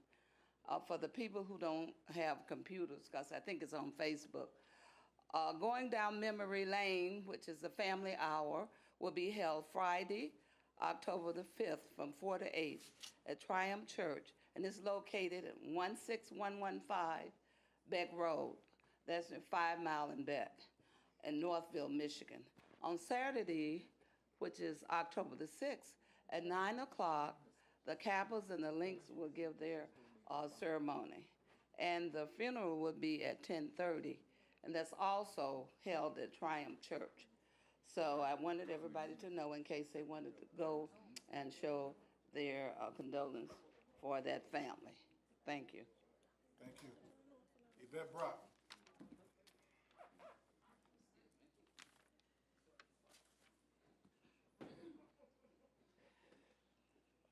Some people you just can't help. I am going to be short. I'm a little distracted now because I came up here to talk about one thing. But one thing that I am concerned about is I don't know if it's something that can be done, but it kind of bothers me. It's not about the particular marijuana issue. It's about the inability of our elected officials to really have a voice of the people and the citizens. I have an issue with them just because the Planning Commission, and I know it's our own ordinance, votes one way, that the person that I elected doesn't really have a voice to vote for me. It's not about the marijuana issue. I'm on any issue. I'm okay with the marijuana facility myself personally, but on any issue, it concerns me when our elected officials, when we elected our officials, Sandy Watley for me, cannot vote my voice. And I don't know if we can do something about how that lines up or why that's a line like that, just because the Planning Commission votes one way and you guys have to vote another way, but that's very concerning. And we probably need to look at that because the council should not be, because what's the point of having them vote on issues that's already been passed by the Planning Commission if they don't really have a say? Thank you. Jatan Robinson.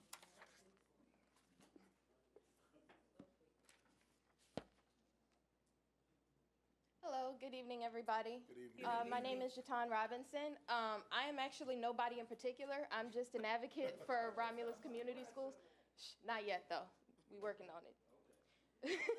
No, but I just wanted to give an update about what's going on with Romulus Community Schools, the education system, and more importantly, the Board of Education. At the moment, there is a great discrepancy in school funding, in leadership, and the community as a whole is looking to remove some members of Romulus's Board of Education, as well as some of their leadership. And so I wanted Inkster residents, particularly ones with young children who are in the school system and those who qualify within the district to be more involved, to go out and vote, because we cannot make any changes to Romulus's school system without the Inkster population. Romulus Schools has fallen very far from where they used to be. Romulus Schools has always been known for competing against and producing some of the best out there, and Inkster has always been a vital part of producing some of those people who have gone on to produce. So I just want to let everyone know that if there's anyone, sorry, I'm tired of twisting my back.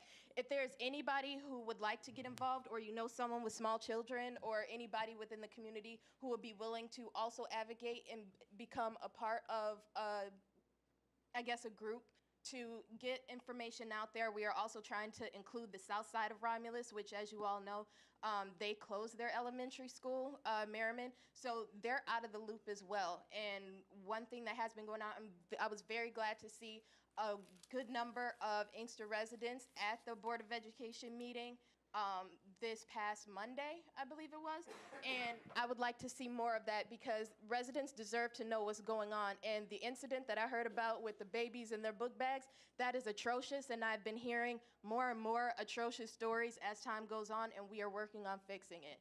Thank you very much as far as that. Ms. Robinson? Yes. Just before you go, Yes. you know there is a vacant seat on the Romulus School Board right now. And Yes. anyone can make petition or can request to be put on that. Yes. And there's a deadline by Friday. By and Friday. then Friday it is the 5th. Okay, just to update everyone, the president of Romulus School Board resigned. resign. Yep. Yes. So, and then they'll be having interviews of those people. Now, this is anybody who wants to be on the school board. And the one thing you must do is get involved. Absolutely. And I spoke with Councilwoman Virginia Williams last night. Remember I told you I was going to do that? She gave me a boatload of information, but specifically that information that I gave you about putting someone on the board that will, have your interests in mind. Absolutely. And also, in addition to that, there is a committee right now that is dedicated to structuring the realignment of the district. I'm not sure how many of you are aware, but they are talking about closing some of the Romulus schools within the district and repurposing some of the buildings to better accommodate the education. Most residents do not want that because at that point they would be accommodating lower numbers of enrollment. They basically are accommodating Inkster residents not being involved and not applying open enrollment, and we don't want that. We want everyone to be welcome. We want everyone to be able to partake in the same education that was available 10 years ago. Oh, anyway, yes, but that committee is going on right now as far as the redistricting and realignment. So if you would like to be involved with that, please let me know. My name is Jatan Robinson. My number is 734-272-8423. I'm sorry. I was just trying to talk fast because my time was up. 734-272-8423. Jatan, spelled Jet as in Tom, AUN as in Nancy. And if you are interested in being on that committee or you're interested in getting more involved with this community schools, I can put you in contact with whoever would need to get you on that committee. Or if you're interested in running for the board, I think you have to be a resident or at least a voting member of Inkster. But yes. Thank you all very much. Thank you. I'm sorry? 734-272-8423. Thank you. Reverend George Williams. I don't think you heard you. Reverend George Williams.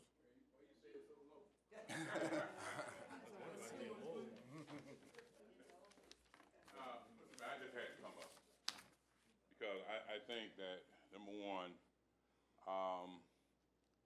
all you have to do is contact housing. The director, he'll give you a list about this thick of all of the complaints and things that they have in the housing. Now, fairness of him, it just didn't start there, but it's growing. It's growing. You know, when you have, I have a lot of pictures I can share with you. You know, I didn't want to flood your phone, but when you got over 1,000 roaches climbing in the windows and another 5,000 on the floor, and you go into a lady's house that's trying to keep it clean, but yet and still, you know, they study building up in these areas, okay? It seems like, you know, and I'm a commissioner, okay? And some things have to be done over there. Now, that news media went there and various things like that didn't have to happen, okay? It didn't have to happen, you understand? And I think, Mr. Mayor, you need to add requests. How many job relations they have there, and for you can look for yourself and what the particular problem is. One of the biggest things they have is a lot of mold problems, and I think that it needs to be taken care of. So you know, I'm just a strong believer in, you know, we have a lot of work to do in housing. You know, we need to put them back on the track, okay? And because if we can't get them back on the track, I'm all afraid it's going to create us a problem. That's why I told you have to be careful when you deed that property over there, because, you know, to me, and I'll just say it, that I feel since I've been a commissioner, the biggest hypocrites that I know is HUD.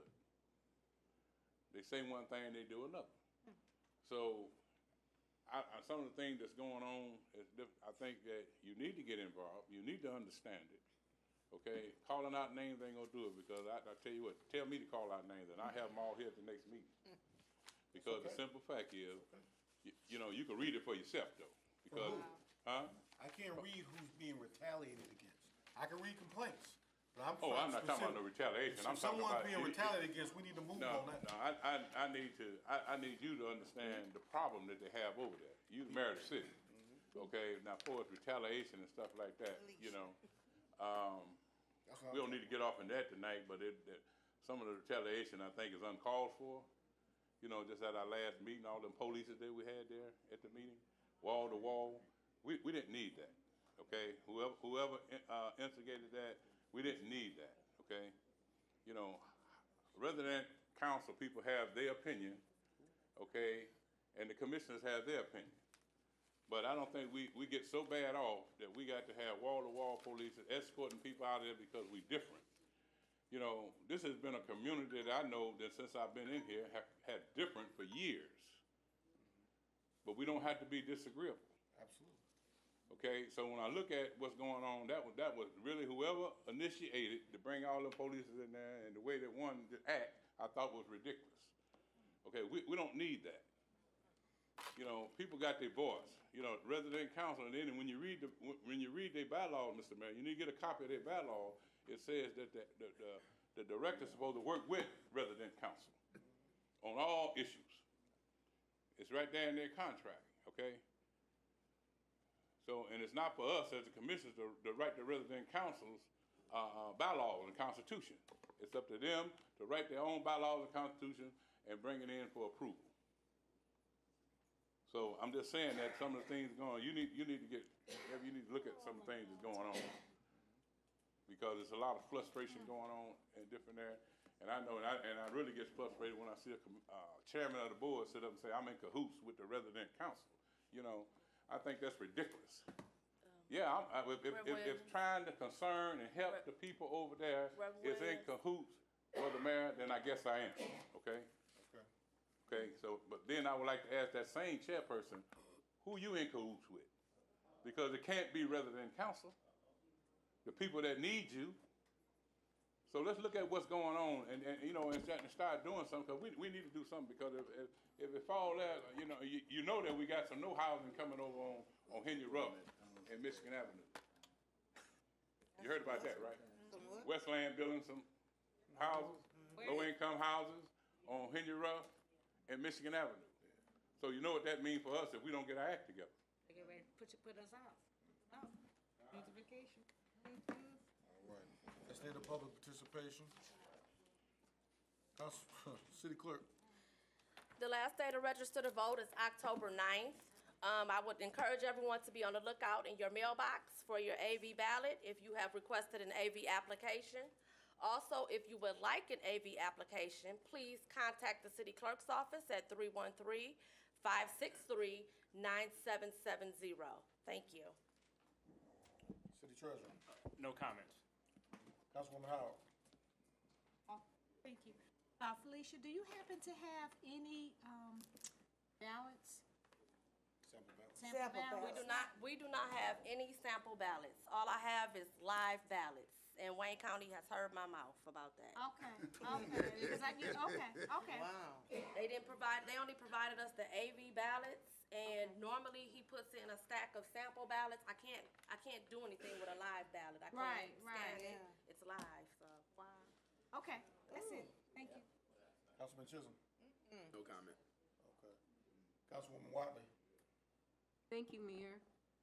First of all, I would like to ask how many it doesn't matter how many of you showed up. If you weren't there, you should have been there for the car show. It was fantastic. See, you hear? It was fantastic. It really was. And it was so fantastic, we're going to do it every year. That's going to be our fall event from now on.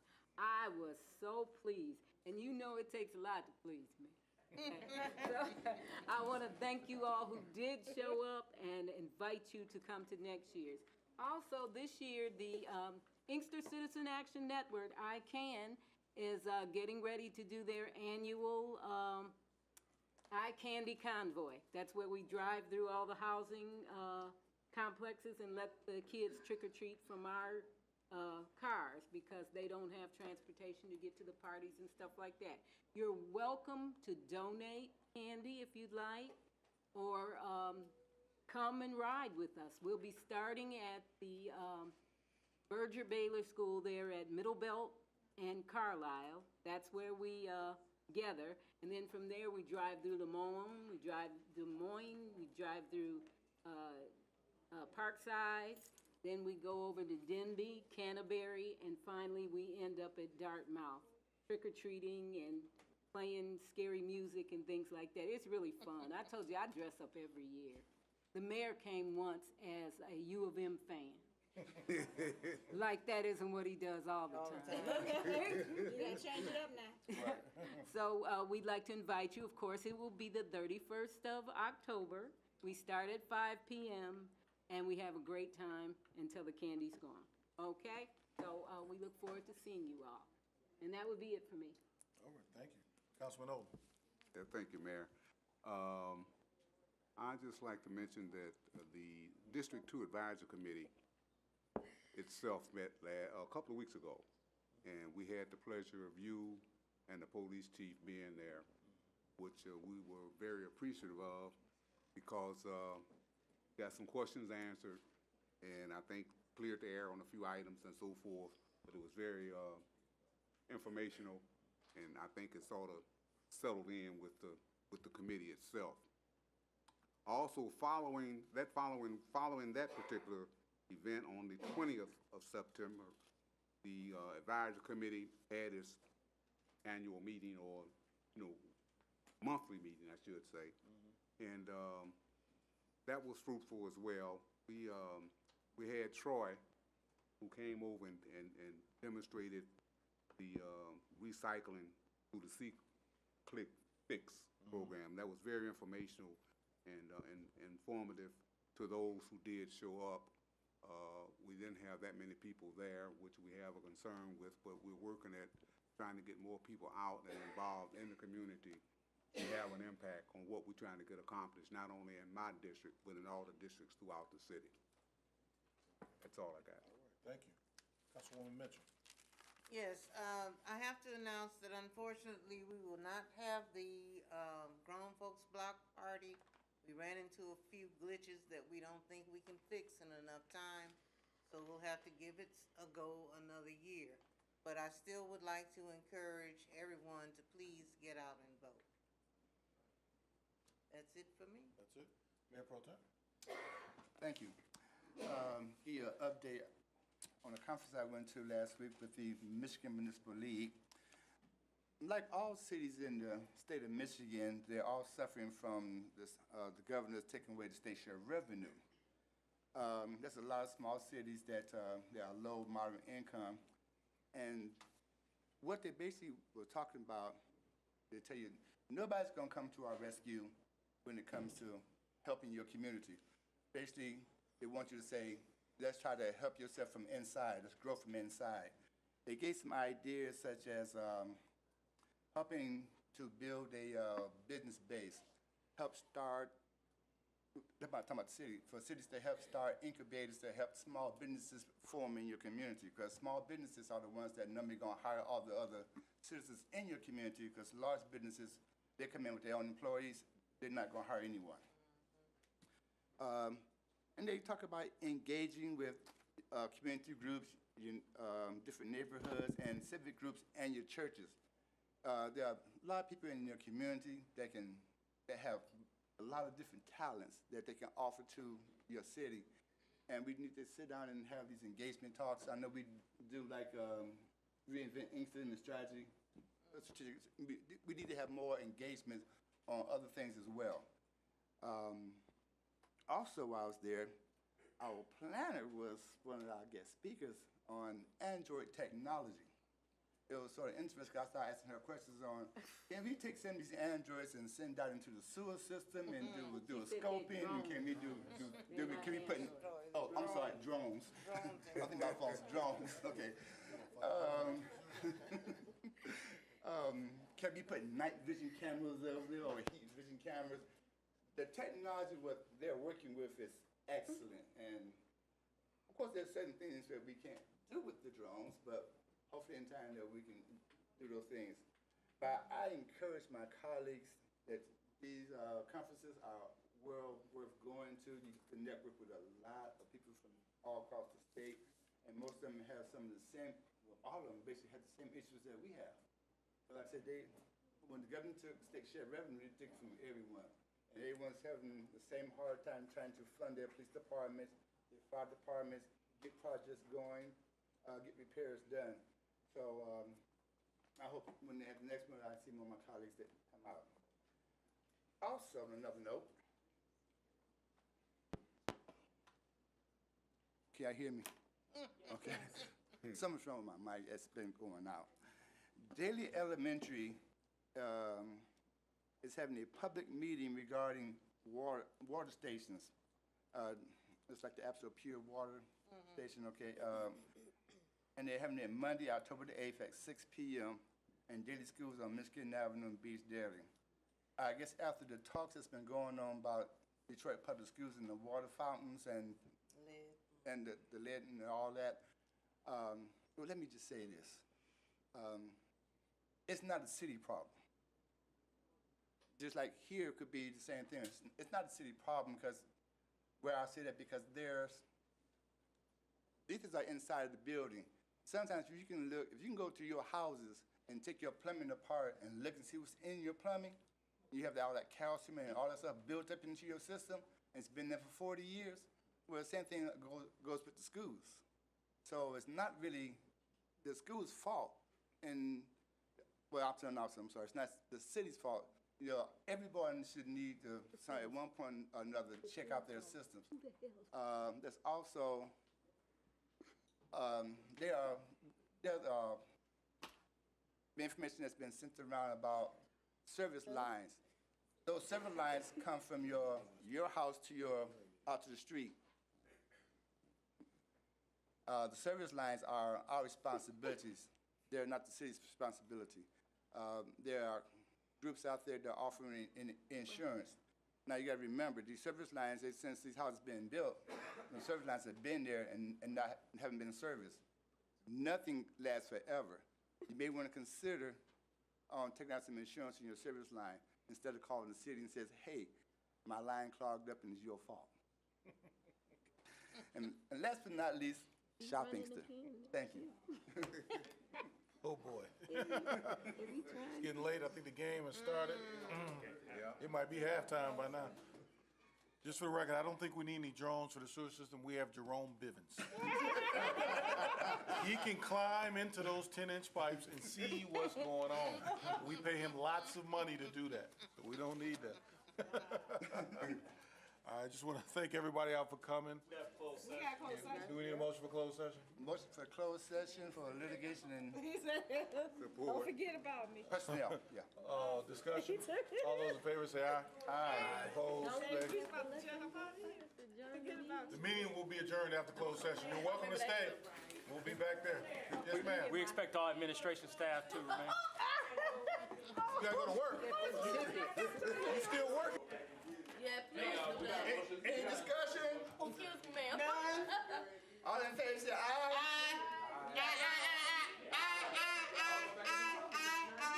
Motion passed. Go home. Okay. Since the mayor wasn't in the room, I took the liberty of- Right, I was gonna say,